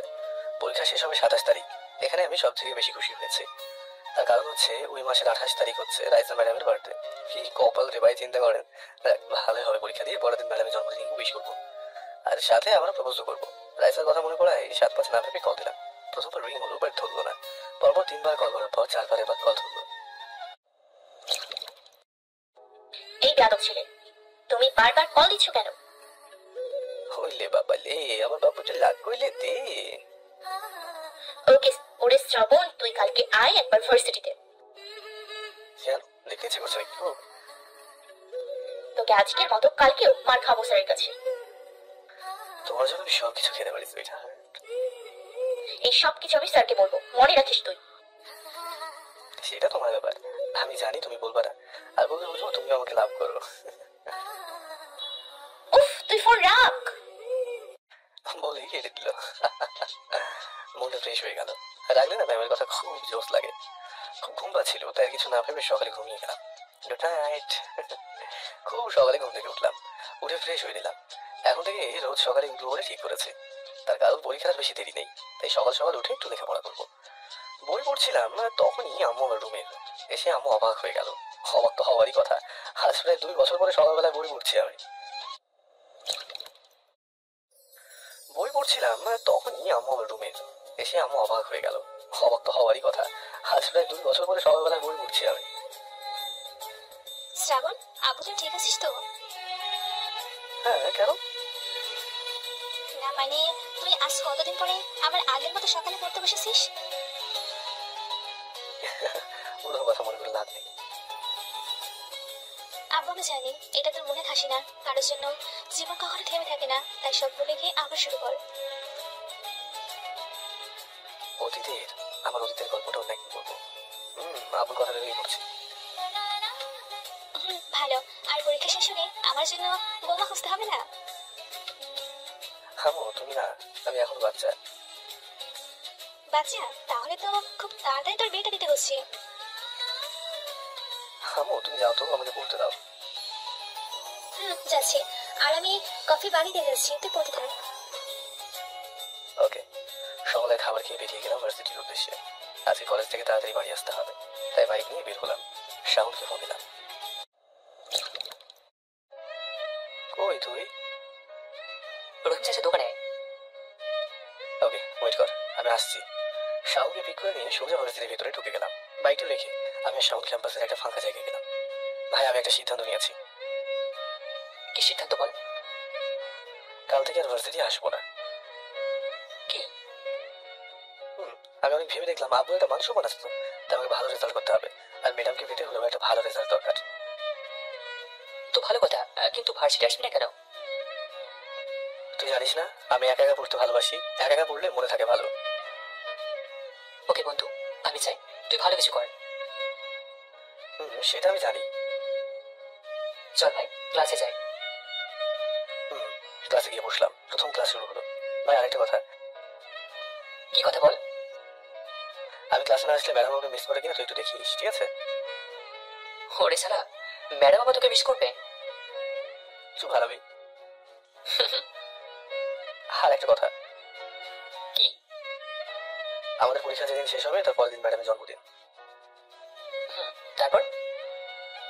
ওই দিন ম্যামকে প্রপোজ করবো, আর সে যদি রাজি হয় না তাহলে সোজা বিয়ে। বাহ ভাই বাহ। আমি সিরিয়াস। ওকে। গল্প করতে করতে প্রথম ক্লাস শেষ হলো। এবার আয়সা ম্যাডাম এলো, সবাইকে আজকের পড়া জিজ্ঞেস করছে, আর আমি তাকে দেখে যাচ্ছি। একসময় আমার পালা এলো। এই দাদু পড়া বলো। পারি না তো। ওকে, আমার সাথে আসো। ম্যাডাম আজকে আবার? আসো। আমি ম্যাডামের সাথে সাথে আপুর রুমে চলে গেলাম, অফিসে। মিস রাইসা, আজকে আবার এই বান্দাটার কি হয়েছে? আমার ক্লাসে ঘুমিয়েছিল। ম্যাডাম মিথ্যা বললো। আমি চোখ বড় বড় করে ম্যাডামের দিকে তাকালাম। ম্যাডাম একটা শয়তান হয়তো হাসি দিল। স্যার আমি আজকে স্যার বললাম নিজের আব্বুকে। রাবো চুপ থাক। আপনি এক কাজ করেন, ওকে একটা চড় দিন। বলার সাথে সাথেই মেরে দিল। আমি বলদের মতো আব্বুর দিকে চেয়ে আছি। আপনি এবার যান, আমি ওকে দেখতেছি। Okay sir. ম্যাম যাওয়ার পরে আমি আব্বুকে বললাম, আব্বু তুমি আমাকে মার খাওয়ালে কেন? আমি তো মারি নাই। আমি বাসায় গিয়ে আম্মুকে বলবো কিন্তু। আমি তো মারি নাই। যাক বাদ দাও, আমি তোমাকে একটা কথা বলতে চাই। কি কথা? আমি আর ভার্সিটিতে আসতে চাই না। কেন? এই 2 মাস আমি বাড়িতে বসে পড়তে চাই। আর তুমি তো জানো আমার একা একা পড়তে ভালো লাগে। বুঝলাম, কিন্তু তোর যদি কোনো হেল্প দরকার হয়? সেটা জানি না আমি। এক কাজ করি, তোর রহিম স্যারকে বলে দেই, সে রোজ বিকালে গিয়ে তোকে কিছু সময় হেল্প করবে। ওকে আব্বু, আসি। আর শোন, ভালোভাবে পড়াশোনা করিস কেমন? ওকে আব্বু। এরপর আমি ভার্সিটি থেকে সোজা বাসায় চলে আসলাম। তোর আজকে আব্বুর জন্য শুধু শুধু মার খেলাম। মনটা খারাপ, এই 2 মাস ম্যামকে চাইলেও দেখতে পারবো না। মন খারাপ করে দরজায় ফেল দিলাম। আম্মু এসে দরজাটা খুলে দিল। কি রে, মুখ কালো করে আছিস কেন? মন খারাপ নাকি? না আম্মু। তাহলে কিছু দেখা হয়েছে? ভিতরে চলো বলছি। চল। আর তুই একেবারে ফ্রেশ হয়ে নিচে আয়। আমি সোজা উপরে চলে আসলাম। এরপর ফ্রেশ হয়ে নিচে গেলাম। আম্মু কই তুমি? বল কি হয়েছে? আমি কাল থেকে ভার্সিটি যাবো না। কেন? বাসায় এসেই পড়বো এই 2 মাস। ও বুঝলাম, আমার ছেলে সেই আগের মতোই লেখাপড়ায় মন দিতে চায়। মোটামুটি ঠিকই ধরছো। আচ্ছা ঠিক আছে, এবার দুপুরে খাবার খেয়ে নে। দাও। আমি আবার টেবিলে বসে খেতে লাগলাম, আর আম্মু আমার পাশে বসে দেখতে লাগলো। তখনই আমি বললাম, আম্মু রফিক স্যার আছে না? কোন স্যার? আরে ওই যে আমার ভার্সিটির, আগে কয়েকবার বাসায় এসেছিল আব্বুর সাথে। ও সিনসি, কিন্তু কেন? রফিক স্যার কাল থেকে রোজ বিকেলে আসবে আমাকে পড়াতে। ও তাহলে তো ভালোই। খাবার শেষ করে আমি আমার রুমে চলে আসলাম। একটু বসে থেকে আমার পড়ার টেবিলটা পরিষ্কার করলাম। অনেকদিন পড়া হয় না, তা অনেক ময়লা জমে গেছে। সবকিছু শেষ করে যখন পড়তে বসবো তখন আসল কথা মনে পড়লো। আমার সব বই খাতা এখানে নেই তো। আপনাদের একটা কথা বলা হয়নি, আমি আগে সিলেট থেকে পড়াশোনা করতাম। ওখানে আমার নামে নিজস্ব একটা ফ্ল্যাটও আছে, কিন্তু একটা কারণে আমি সিলেট থেকে চলে আসি। সেটা অবশ্য পরে জানতে পারবেন। ওই বইগুলো না হলে আমি শিওর ডাবা খাবো। আর এখন বছরের শেষ, তাই বইগুলো কিনতেও পারবো না। তাই আমাকে আবার ওই শহরে যেতে হবে। কিন্তু আব্বু আম্মুকে যেতে দেবে? আমি কিছু না ভেবে নিচে চলে যাই। নিচে গিয়ে আম্মুকে জিজ্ঞাসা করি, আম্মু কি হয়েছে? আমার একটু সিলেট যেতে হবে। কি? না, কখনোই না। আম্মু প্লিজ, আমাকে যেতেই হবে। না, আমি যেতে দেব না। আম্মু তুমি বুঝতে পারছো না, ওখানে আমার সব বই খাতা রয়েছে। ওগুলো না হলে পড়বো কিভাবে? আমি জানি না। আম্মুকে অনেক বুঝিয়ে রাজি করালাম।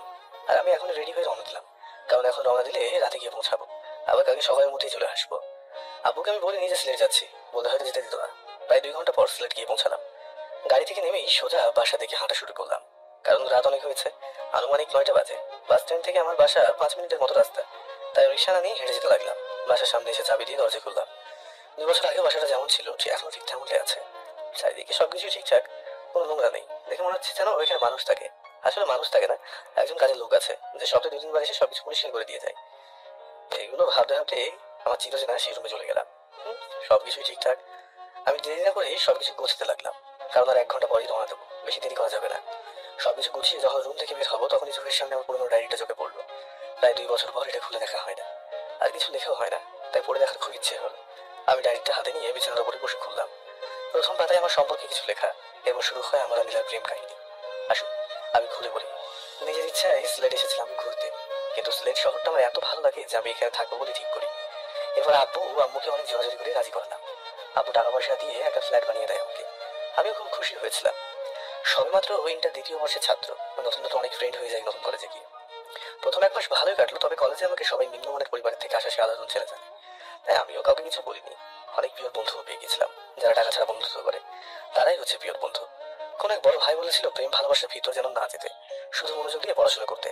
আমিও হ্যাঁ বলেছিলাম, কিন্তু আমি একজনকে দেখে সেই সব কিছু ভুলে গিয়েছিলাম। চেয়েছিলাম তাকে নিজের করে পেতে, কিন্তু কথা আছে না, টাকা ছাড়া কেউ কাউকে ভালোবাসে না। তবে নীলা আমাকে টাকা পয়সা ছাড়াই ভালোবেসেছিল। অবশ্য আমি পরে জানতে পেরেছিলাম এটা শুধু নাকি তার টাইম পাস ছিল। নীলা আমাকে অবাক করে দিয়ে সে নিজে এসে আমাকে একদিন প্রপোজ করেছিল। আমিও তাকে কিছু একটা প্রশ্ন করেছিলাম, সে সব কিছু মেনে নিয়ে রাজি হয়েছিল। এইভাবে শুরু হয়েছিল আমাদের ভালোবাসাটার শুরু, কিন্তু সেটা 2 বছরের বেশি স্থায়ী হয়নি। এটা না হয় অন্য কোনো দিন বল। এরপর ডায়েরিটাকে তার নিজের জায়গায় রেখে বেরিয়ে গেলাম বাসা থেকে। এরপর আর কোথাও দেরি না করে সোজা ঢাকার উদ্দেশ্যে রওনা দিলাম। বাসায় আস্তে আস্তে ভোর হয়ে যায়। আমি বাসায় গিয়ে কলিং বেল বাজালাম। আব্বু এসে দরজা খুলে দিল। আমি অনেক অবাক হলাম। আব্বু এত সকালে কিভাবে উঠলো? কিছুটা ভয় পেয়ে গেলাম, কি জানি যদি আবার বকাবকি শুরু করে। কি রে, কি ভাবতেছিস? কই কিছু না তো আব্বু। বাইরে দাঁড়িয়ে থাকবি নাকি ভিতরে আসবি? চলো। যাই হোক ভালো হয়েছে, আব্বু কিছু বলেনি। আমি সোজা আমার রুমে চলে আসলাম, সবকিছু রেখে নিচে চলে আসলাম। যাতায়াতে কোনো অসুবিধা হয়েছে নাকি? না আব্বু। যাওয়ার আগে আমাকে একবার বলে যাবি না? সরি, মনে ছিল না। আর শোন, এখন থেকে মন দিয়ে পড়াশোনা কর। ওকে। আমি আর আব্বু বসে বসে গল্প করছিলাম, তখনই আম্মু এসে বলল, কি সকাল সকাল দুজনে কি আলোচনা করতেছো? এমন কিছু না আব্বু। শ্রাবণ, তোকে কফি করে দেবো? না আম্মু, আমি এখন একটু ঘুমাবো, খুব ক্লান্ত। ওকে, তাহলে কি ঘুমা, আমি বরং তোর আব্বুকে চা করে দিই। এরপর আমি এসে সোজা বিছানায় ঘুমিয়ে গেলাম। সারা রাত ঘুম হয়নি, তাই একটু ঘুমিয়ে নিই। দুপুরে ঘুম থেকে উঠে ফ্রেশ হয়ে বই পড়তে বসলাম। বিকেলে বসে বসে রসায়নের একটা অধ্যায় পড়ছিলাম। শালা কিছুতেই মাথায় ঢুকছে না। তখনই কি যেন আমাকে ঢাক দিল। আমি পিছনে ফিরে দেখি রফিক স্যার। আমি অনেক খুশি হলাম। কি পড়া হচ্ছে দেখি? স্যার কি বলবো, এই অধ্যায়টা কিছুতেই বুঝতে পারছি না। কই দেখি, এদিকে দে। এই নেন স্যার। স্যার কয়েকটা দেখে আমাকে মাথায় আসতে কয়েকটা ক্লাটতে দিয়ে বললো, 2 দিন আগে এটা আমি ক্লাসে বুঝিয়েছি, আর আপনি তো আমার ক্লাস করেনই না। Sorry sir. এরপর স্যার আমাকে বুঝিয়ে দিল। কিছু সময় পরে স্যারও চলে গেল। সন্ধ্যা হয়ে গেছে, তাই আমি বাসা থেকে বের হয়ে রাস্তায় বের হলাম। আজকে সারাদিন শুধু ঘরেই ছিলাম। রাস্তায় এসে শাওনকে ফোন দিলাম। দুজনে কিছু সময় আড্ডা দিয়ে আবার বাসায় চলে আসলাম। বাসায় এসে রাতের খাবার খেয়ে আবারও বই নিয়ে বসলাম। বাড়ির সবাই তো অনেক খুশি, কারণ তাদের বাড়ির ছেলে সবসময় বই নিয়ে থাকে। 2 মাস পরে এইভাবে দেখতে দেখতে 2 মাস কেটে গেল। এই কয়েকদিন মন দিয়ে বই পড়ছি। এখন আশা করি পরীক্ষা মোটামুটি ভালোই রেজাল্ট হবে। কালকে পরীক্ষা। আমি শাওনকে ফোন দিলাম। কি ভাই, তোর তো এখন আর কোনো খোঁজই পাওয়া যায় না। হ্যাঁ ভাই, ব্যস্ত ছিলাম একটু। এবার একটা কথা জানা ছিল। কি বল? আমি ভার্সিটিতে যাই না, ম্যাম কিছু বলেনি? বলেছিল একদিন। কি বলেছিল বল? তুই না আসা 10 দিন পরে ম্যাম বলে, ও শাওন দাঁড়া। আমি দাঁড়িয়ে গেলাম। এরপর বলে, তোমার সাথে আরেকটা বান্ধব বই। তুই কি বলিস? আমি বলি যে জানি না। শালা, কেন, কি হয়েছে? তুই বলতে পারতিস অ্যাক্সিডেন্ট হয়েছে, তাহলে আমাদের একটু মায়া হতো। ওরে বাটপার। তবে তবে কি? ম্যাডাম রোজ ক্লাস শেষে কাকে যেন খোঁজে, হয়তো তোকেই। কি বলিস, তুই শিওর? শিওর না, তবে দেখেছি ম্যাম ক্লাসের সব জায়গায় তাকিয়ে দেখে, দেখে মনে হয় কাউকে খোঁজে। হতেও পারে। কালকে তো এক্সাম, হুম। আবার কিন্তু দেখাস আমি কিছু পারি না। ওকে ভাই, রাখ এখন। Okay bye. দেখতে দেখতে আজকের দিনটাও কেটে গেল। পরের দিন সকালে রেডিও ইউনিভার্সিটির উদ্দেশ্যে রওনা দিলাম। প্রায় 2 মাস পরে বাসা থেকে বের হয়ে শাওনকে ফোন দিলাম।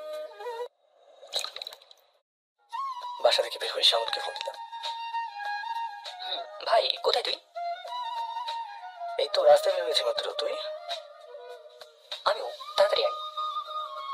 ওকে, আসুন। বল।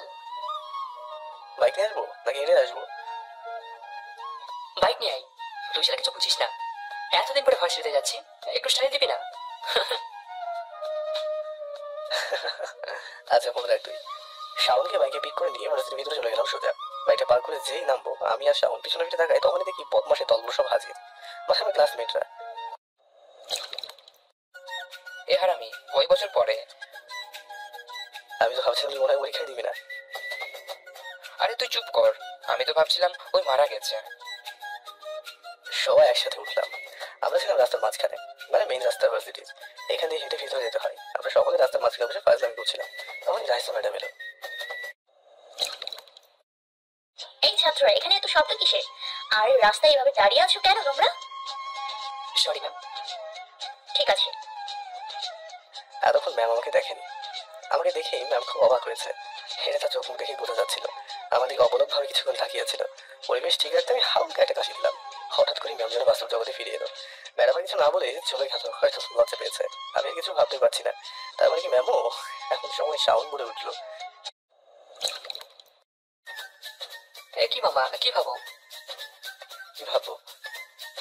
এ ভাই, ম্যাম থেকে তোর দিকে সিনেমার নায়িকাদের মতো করে চেয়েছিল। তাহলে আমি অতটা হিরো।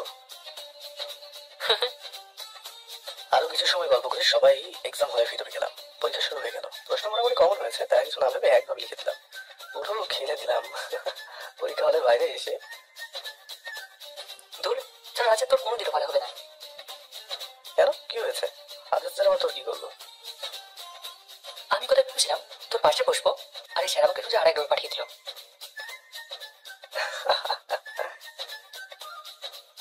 আর কি করেছে জানিস?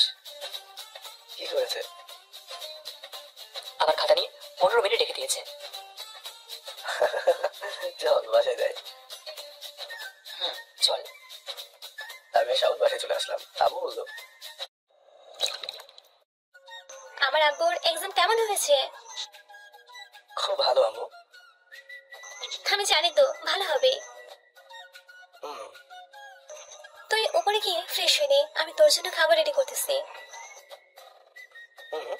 এইভাবে দেখতে দেখতে সবগুলো পরীক্ষা হয়ে গেল। শেষ পরীক্ষার দিনে আমি আর শাওন রাস্তায় দাঁড়িয়ে আছি, কারণ ম্যাডামকে অগ্রিম জন্মদিনের শুভেচ্ছা জানাবো।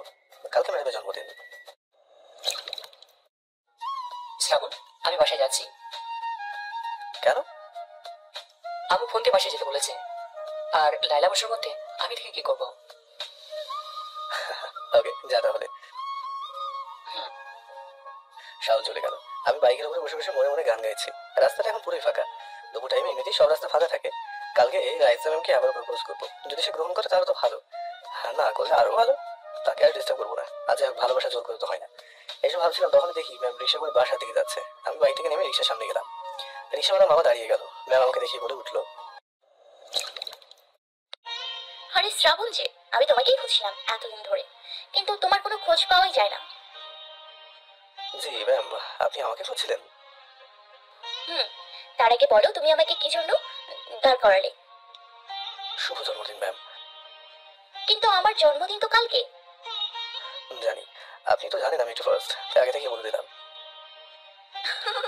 অনেক ফাজিল হয়েছো। ম্যাম এবার আপনি বলেন কি বলবেন? ম্যাডাম কিছু না বলে তার ব্যাগ থেকে একটা কার্ড বের করে আমার হাতে দিল। ম্যাম এটা কি, আপনার বার্থডে ইনভিটেশন কার্ড নাকি? আমি হাতে নিয়ে বললাম, না। তাহলে কিসের কার্ড এটা? এটা আমার বিয়ের কার্ড। এই কথাটা শোনার পরেই আমার মনে হতে লাগলো পুরো পৃথিবীটা মনে হয় থমকে গেছে। চারিদিকে কোনো শব্দ যেন আমি শুনতে পাচ্ছি না। আমার আমার মনে হচ্ছে কেউ আমার বুকের বাম পাশে জোরে জোরে আঘাত করছে। আবার পুরনো সেই অতীতের পুনরাবৃত্তি হতে চলেছে। না না, আমি আর মেনে নিতে পারছি না। আর এক মুহূর্ত এখানে থাকা যাবে না। এই সকল মায়া ত্যাগ করে দূরে চলে যেতে হবে। ম্যামকে কিছু বুঝতে দেওয়া যাবে না যে আমি অনেক কষ্ট পেয়েছি। তাই মুখে একটা হাসি নিয়ে নিলাম, বললাম, কংগ্রেচুলেশনস ম্যাম।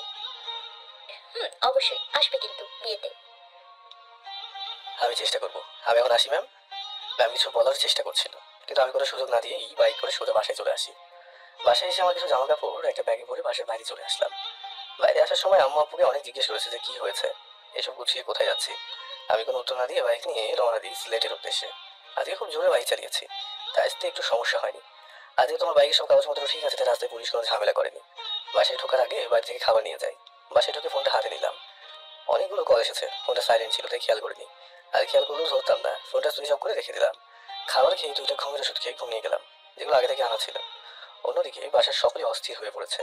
শ্রাবণের আম্মু তো কিছুই বুঝতে পারছে না হঠাৎ করে কি এমন হলো যে শ্রাবণ কাউকে কিছু না বলে ব্যাগপত্র গুছিয়ে নিয়ে বাসার বাইরে চলে যাচ্ছে। শ্রাবণের বোন তার আম্মুকে অনেক বোঝানোর চেষ্টা করছে, কিন্তু কোনো কিছুতেই কাজ হচ্ছে না। আর শ্রাবণের আম্মু বুঝতে পারছে যে শ্রাবণ হয়তো কিছু একটা নিয়ে খুব কষ্ট পেয়েছে, যার কারণে সে সিলেট চলে গেছে হয়তো। কিন্তু লাভ নেই, ওই বাসার নাম্বার কেউ জানে না শ্রাবণ ছাড়া। শ্রাবণের আব্বু অনেক চিন্তিত হয়ে শ্রাবণকে ফোন করে, আর ওদের জানেন কিছু হলে শ্রাবণই একমাত্র বলতে পারবে যে কি হয়েছে। হ্যালো স্যার, আসসালামু আলাইকুম। সালামে জবাব দিয়ে শাওন তুমি কোথায় এখন? স্যার আমি এখন তো বাসায়। কেন স্যার? না মানে তুমি কি জানো শ্রাবণ কোথায়? কেন স্যার, ও বাসায় নেই? সব খুলে বলবো। কি? আমার কিছু বলতে পারিনি। তুমি কি কিছু জানো যে ও কেন এমন করলো? না স্যার, তবে একটু আন্দাজ করতে পেরেছি। কি? আমাকে খুলে বলো। স্যার আপনি চিন্তা করবেন না, আমি শিওর হয়ে সবকিছু বলছি আপনাকে। আচ্ছা। এরপর শ্রাবণের আব্বু কিছুটা নিশ্চিন্ত হলেন এবং শাওন বুঝতে পারছে যে ম্যাডামের সাথে কিছু হয়েছে, যার কারণে এরকম ভাবে চলে গেছে শ্রাবণ। মোবাইলে তাকিয়ে দেখে রাত 8টা বাজে, তাই শাওন আর দেরি না করে অনেকটা অস্থির হয়ে ম্যাডামের পাশের দিকে রওনা দেয়। এখন যা বলার ম্যাডামই সবকিছু বলতে পারবে। শাওন মনে মনে ভাবছে। শাওন ম্যাডামের বাসায় গিয়ে কলিং বেল বাজায়। তখন রাত 9টা বেজে গেছে। শাওন দরজার বাইরে দাঁড়িয়ে মনে মনে ভাবছে এত রাতে ম্যাডামের বাসায় আসা কি ঠিক হলো? যদি আবারও বকাবকি করে তখন কি হবে? কিন্তু আমার বন্ধুর জন্য আমি এটুকু করতেই পারি। তখনই শাওন দেখে ম্যাডাম এসে দরজাটা খুলে দেয়। আরে শাওন, তুমি এত রাতে কোনো সমস্যা হয়েছে?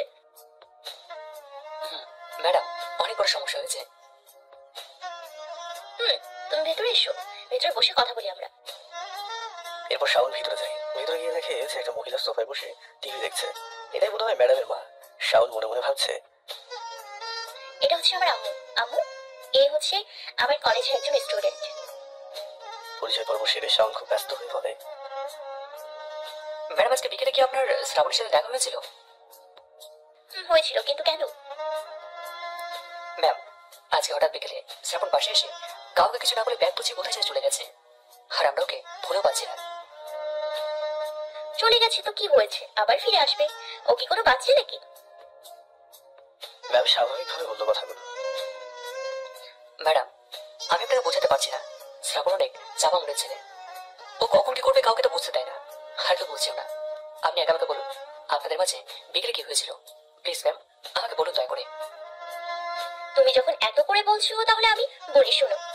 আমাকে শ্রাবণ অগ্রিম বার্থডে উইশ করে, আর আমি ওকে আমার বিয়ের কার্ড ধরিয়ে দিই। ও সেট, আপনি এটা না করলে পারতেন। আমি এখন বুঝতে পারছি শ্রাবণ কেন এমনটা করলো, কেন কাউকে কিছু না বলে চলে গেল। আপনি শ্রাবণকে পছন্দ করেন না, ভালোবাসেন না, ভালো কথা, কিন্তু শুধু শুধু কষ্ট দিলেন কেন? শ্রাবণ মন থেকে আপনাকে পছন্দ করতো। আমিও তো শ্রাবণকে ভালোবাসি। কি? আপনি কি আমার সাথে মজা করছেন? আপনি যদি ভালোবাসেন তাহলে এর মানে কি? ওয়েট, 1 মিনিট, আগে আমার সব কথা শোনো। ওই কার্ডের ভেতরে কোনো বিয়ের কার্ড ছিল না, ওটার ভেতরে আমার নিজের লেখা একটা লাভ লেটার ছিল। শ্রাবণটা খুলে রেখেছিল? বলতে পারবো না, তবে ওখানে বসে তো খুলে নাই। প্লিজ আমাকে কিছু বলবা, কি হয়েছে? আমি তো কিছুই বুঝতে পারছি না, আমার এখন খুব চিন্তা হচ্ছে। তার মানে আপনি শ্রাবণকে ভালোবাসেন আর শ্রাবণকে সারপ্রাইজ দিতে চেয়েছিলেন? আসলে আপনি মজা করতে গিয়ে শ্রাবণের অতীতের পুনরাবৃত্তি ঘটিয়েছেন, যার কারণে শ্রাবণ আবার এরকম কাণ্ড ঘটিয়েছে। আমি কিছুই বুঝতেছি না, প্লিজ আমাকে সব খুলে বলো। তাহলে শুনুন, আমি বলি। এরপর শাওন আবার 3 বছর আগের কথা বলতে শুরু করলো। শ্রাবণ অনেক আগে একবার সিলেট ঘুরতে গেছিল, সাথে আমি সহ মোট 4 জন বন্ধু ছিলাম। আমাদের প্ল্যান ছিল ওখানে গিয়ে 1 সপ্তাহ থাকবো, এরপর আবার ঢাকায় ফিরে আসবো। আমরা প্রথম 4 দিন বেশ মজা করে কাটালাম। সিলেট শহরটা আমাদের সকলের কাছে খুব প্রিয় একটা জায়গা। পঞ্চম দিন আমরা সকালে শহরের পাশের একটা ফাঁকা রাস্তা দিয়ে হাঁটছিলাম। সময়টা তখন বিকেল 4টার কাছাকাছি হবে আনুমানিক। এখানে আমরা তেমন কিছু চিনি না, তাই আমরা জানতাম না যে এই রাস্তার পাশে একটা কলেজ আছে। যেহেতু তখন গরমে ছুটি চলছে, তাই কলেজ বন্ধ। বাড়ি থেকে কলেজটা দেখে আমাদের সকলের খুব পছন্দ হলো। সবাই ঠিক করলাম আজকের বিকেলটা এখানে কাটাবো। আমরা সকলে মিলে ভিতরে গেলাম। সেখানে আমাদের মতো আরো অনেক ছেলেমেয়ে বসে আড্ডা দিচ্ছিল। আমরা একটা ফাঁকা জায়গা থেকে বসে আড্ডা দিতে লাগলাম। সময়টা ভালোই কাটছিল, কিন্তু আমি লক্ষ্য করলাম শ্রাবণের আমার দিকে কোনো খেয়াল নেই। সে একদারে একটা মেয়েটিকে চেয়েছিল। আমি ধাক্কা দিলাম। শ্রাবণ আমার দিকে চেয়ে একটা মুচকি হাসি দিল। আমি সেদিন কিছু বলিনি। সকলে সন্ধ্যার আগে হোটেলে চলে গেলাম।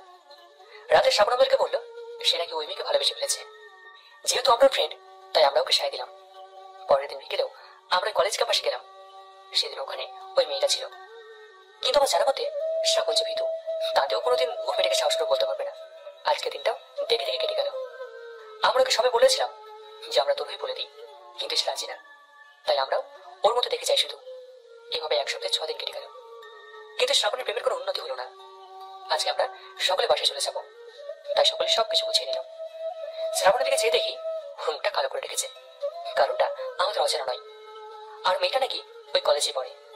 এটা আমার অন্য একটা মেয়ের কাছ থেকে শুনেছিলাম। এরপর আমরা ঢাকায় ফিরে আসি। ঢাকায় ফেরার 2 দিন পর জানতে পারি শ্রাবণ নাকি সিলেট চলে যাবে লেখাপড়া করতে। এটা আমাকে শ্রাবণ ফোন করে বলেছিল। আমি বুঝলাম না ও আন্টিকে কিভাবে রাজি করালো, কারণ আন্টি শ্রাবণকে ছাড়া 1 মুহূর্ত থাকতে পারে না। শ্রাবণ তখন ইন্টার 2য় বর্ষের স্টুডেন্ট। ও নাকি ওই কলেজে ভর্তি হয়। শ্রাবণ আমাকে রোজ ফোন করে বলতো যে ভাই আজকে লিয়া আমার দিকে তাকিয়েছে, আজকে যে হাসি দিয়েছে, আজকে আমার পরিচয় হয়েছে, আজকে আমরা একসাথে বসে কফি খেয়েছি ইত্যাদি। মেয়েটার নাম রিয়া। আমার বেশ ভালোই লাগতো যে আমার বেস্ট ফ্রেন্ড আমাকে সিলেট ক্যাম্পকে বলেনি। আমাকে রোজ ফোন করে তার মনের কথা শেয়ার করে। এভাবে চলতে চলতে শ্রাবণ একদিন আমাকে ফোন করেছে, বলে যে মেয়েটি নাকি ওকে প্রপোজ করেছে, সেও নাকি শ্রাবণকে ভালোবাসে। আমি শুনে খুবই খুশি হয়েছিলাম। এভাবে কেটে গেল 2 বছর। এরই মাঝে আমি এটুকু বুঝে গিয়েছিলাম যে শ্রাবণ মেয়েটাকে নিজের থেকেও বেশি ভালোবাসে। রোজ শ্রাবণের সাথে আমার ফোনে কথা হতো। ও বেশি খুশি থাকলে দিনে 2 দিন পর কথা হতো। শ্রাবণ আমাকে 3 দিন ফোন দেয় না। আমি খুব চিন্তিত ছিলাম। ওর ফোন শুয়ে যাও। আন্টি আমাকে ফোন করে শ্রাবণের কথা বলে। আমি আন্টিকে বুঝিয়ে ফোন রেখে দিই। 4 দিনের মাথায় একটা অচেনা নাম্বার থেকে ফোন আসে। আমি রিসিভ করি। ফোন করেছিল একটা ছেলে, আর বলেছিল শ্রাবণ তার ফ্রেন্ড। সে নাকি শ্রাবণকে বাসায় খুঁজতে গিয়ে দেখে শ্রাবণের বাসায় দরজা খোলা। ভিতরে গিয়ে দেখে শ্রাবণ ঘুমিয়ে আছে। সে কি শ্রাবণকে ডাক দেয়, কিন্তু কোনো উত্তর পায় না। হঠাৎ সে লক্ষ্য করে পাশে ঘুমের ওষুধের প্যাকেট। তাই সে আর দেরি না করে অ্যাম্বুলেন্সকে ফোন করে সিলেট সদর হাসপাতালে নিয়ে ভর্তি করে। ছেলেটা আমাকে ফোন দিয়েছে কারণ শ্রাবণ নাকি সবসময় আমার কথা বেশি বলতো সকলের কাছে, তাই আমাকেই সে প্রথম ফোন দিয়ে জানালো। তখন শ্রাবণ মোটামুটি সুস্থ, তবে জ্ঞান ফেরেনি। আমি কোনো কারণ খুঁজে পাই না এটা করার। আমি আর দেরি না করে স্যারকে অর্থাৎ আব্বুকে নিয়ে সোজা সিলেট চলে যাই। আমরা যাবার 3 ঘন্টার পরেই শ্রাবণ জ্ঞান ফেরে। পরের শ্রাবণ সুস্থ হয়ে আমাদেরকে সবকিছু খুলে বলে যে সে কেন এমনটা করেছিল। কেন করেছিল এমনটা? আর আমি কি না জেনে সেই পুরনো কিছু একটা করে ফেলেছি যার কারণে শ্রাবণকে আর খুঁজে পাওয়া যাচ্ছে না? ম্যাডাম কেঁদে দিয়ে বললেন কথাটা। ম্যাডাম আপনি কাঁদবেন না প্লিজ। আগে আপনি কান্না বন্ধ করেন, তারপর আমি সবকিছু বলছি। আচ্ছা ঠিক আছে, আমি কান্না বন্ধ করতেছি, তুমি সবকিছু বলো। এরপর শাওন আবার বলতে শুরু করলো। আমি আর স্যার দুজন মিলে সিলেট চলে আসি। আমরা আসা 3 ঘন্টা পরে শ্রাবণের জ্ঞান ফেরে। আমি শ্রাবণকে জিজ্ঞাসা করি কেন এমনটা করলো। প্রথম বলতে চাইছিল না, এরপর আমার স্যারের জোরে বলতে বাধ্য হয়। আমি শ্রাবণকে জিজ্ঞাসা করি কেন এমনটা করলো। প্রথম বলতে চাইছিল না, এরপর আমার স্যারের জোরে বলতে বাধ্য হয়। আব্বু তুমি হয়তো জানো না, আমার এখানে আসার কারণ এই কলেজে পড়ার জন্য না। আমার আসার প্রধান কারণ ছিল রিয়াকে নিজের করে পাওয়ার। সবকিছু ঠিকঠাকই চলছিল। আমরা প্রায় 2 বছরের মতো রিলেশনে আছি। আমার প্রতি রিয়ার কেয়ার, অধিকার, ভালোবাসা সবই ঠিক ছিল। কিন্তু কিছুদিন আগে থেকে রিয়া আর আমার সাথে আগের মতো কথা বলতো না। আমি কথা বলার অনেক চেষ্টা করেছি, কিন্তু কোনো লাভ হয়নি। ও আমাকে সবসময় ইগনোর করতো। এইভাবে আমার দিনগুলো খুব ভাবে চলছিল। এরপর হঠাৎ একদিন রিয়া আমার কাছে এসে একটা কার্ড ধরিয়ে দেয়। আমি জিজ্ঞেস করি এটা কি। রিয়া বলে এটা আমার বিয়ের কার্ড, আমার বাসা থেকে আমার বিয়ে ঠিক করা হয়েছে, তো তুমি আমাকে ভুলে যাও। আমি অবাক হয়ে জিজ্ঞেস করি তাহলে তুমি যে আমাকে ভালোবাসতে? তোমাকে আমি কখনোই ভালোবাসতাম না, এটা জাস্ট নাটক ছিল, শুধুই নাটক। এই কথাগুলো শোনার পর আমি নিজেকে পৃথিবীর সব থেকে অসহায় ব্যক্তি হিসেবে মনে করেছিলাম। আমি রিয়াকে অনেক বলেছি, কিন্তু ও আমাকে শেষ কথাটা বলতেছে আমার আমার মতো গরিবের সাথে নাকি ওর চাই না। এটা শোনার পরে আমি আর একটা কথা না বলে ওখান থেকে ফিরে আসি। রিয়া তখন জানতো না যে আমার আব্বু একজন প্রিন্সিপাল, আমি ইচ্ছে করেই জানাইনি। সেই দিন রাতে বাসায় এসে অনেক বুঝিয়েছি নিজেকে, কিন্তু কোনো লাভ হয়নি। আমি আর কষ্টগুলো সইতে পারছিলাম না। এরপর সব শেষ, রাস্তা বেছে নিলাম। ভেবেছিলাম কেউ আমাকে আর খুঁজে পাবে না, কিন্তু জানি না কি থেকে কি হয়ে গেল, জানি না কিভাবে হসপিটাল আসলাম আমি। শ্রাবণের কথা করে শুনে আমি মুখের ভাষা হারিয়ে ফেলি। ওকে যে কি করে আমি সান্ত্বনা দেবো সেটা আমার জানা ছিল না।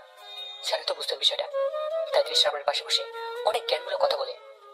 এতে হয়তো শ্রাবণ অনেকটা মনের দিক থেকে বল পায়। এরপর ওখানে আরো কিছুদিন থেকে হসপিটাল থেকে শেষ হচ্ছে ঢাকা নিয়ে এসে শ্রাবণকে কলেজের কাগজপত্র আমি কিনে আসি। আর ম্যাডাম, আপনি শ্রাবণকে যেমন দেখছেন না, আসলে মোটেও তেমন না। বাইরে থেকে হাসি খুশি দেখলেও ওর ভিতরে অনেক কষ্ট।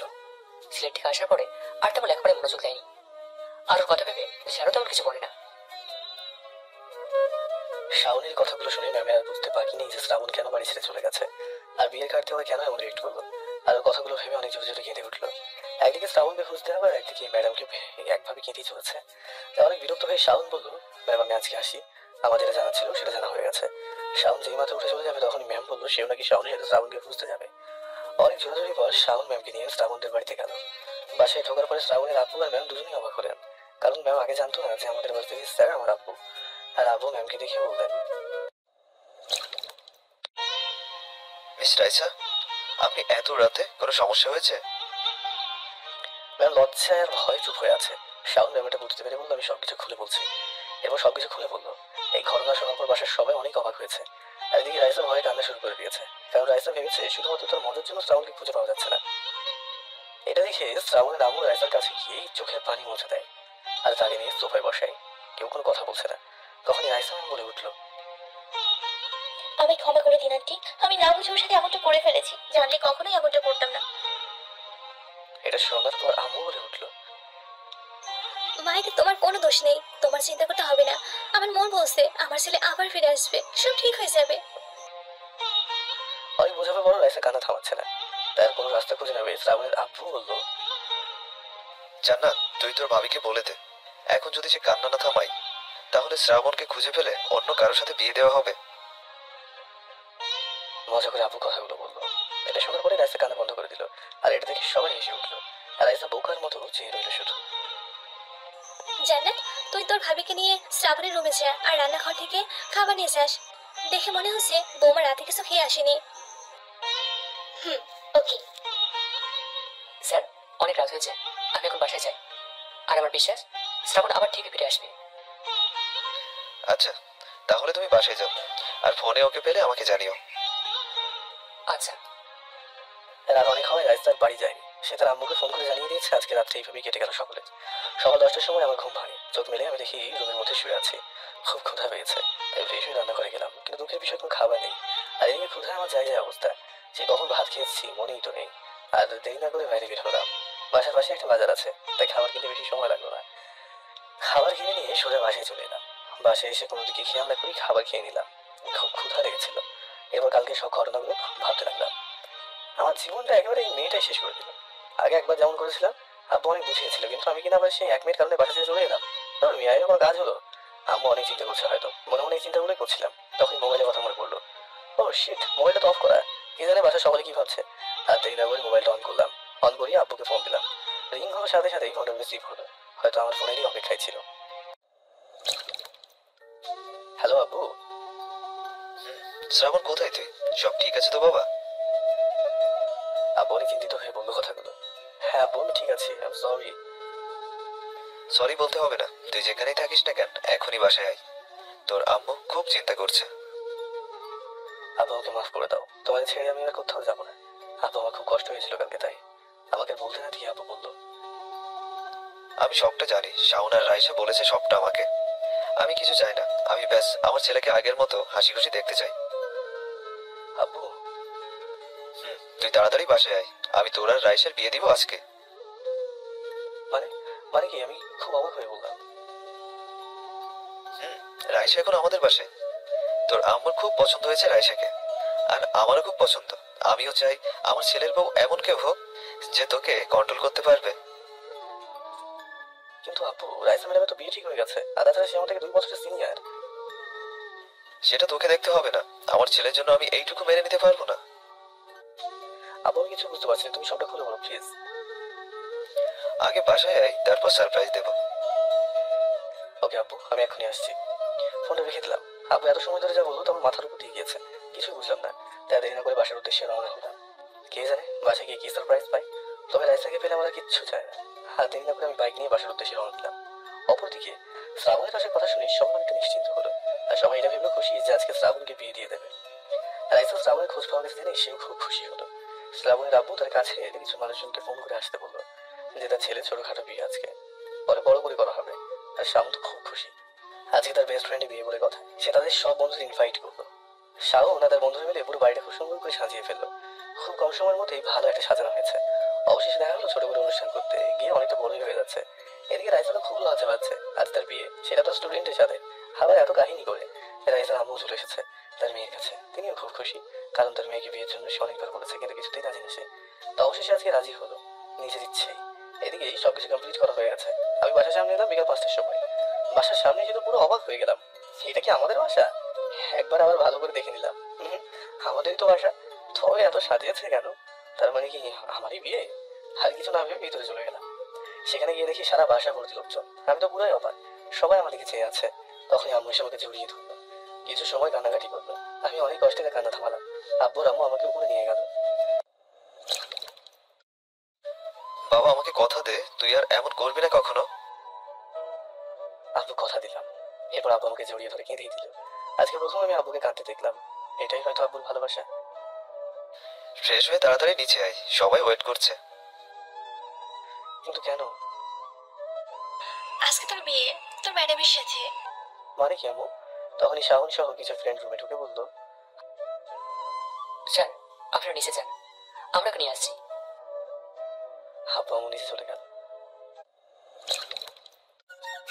ভাই আমি কিচ্ছু বুঝতে পারছি না, সবটা খুলে বল। আগে রেডি হয়ে নে, আর সব কথা বাসরাতে ম্যাডাম মানে ভাবির কাছ থেকে শুনে নিস। দূর চালা। এরপর রেডি হয়ে নিচে এলাম। এসে দেখি রাইসাও নিচে আছে, তার মানে রাইসার সাথে আমার বিয়ে। আমি তখন মনে মনে একটা ডান্স দিলাম। রাইসাকে দেখে মনে হচ্ছে সে আমি বিয়েতে নিয়ে আমার মতোই খুশি। অবশেষে বিয়েটা হয়ে গেল। রাত 1টার সময় ছাদে বসে শাওন বললো, মামা এবার বেরোতে যাও, ভাবি অপেক্ষা করছে তো।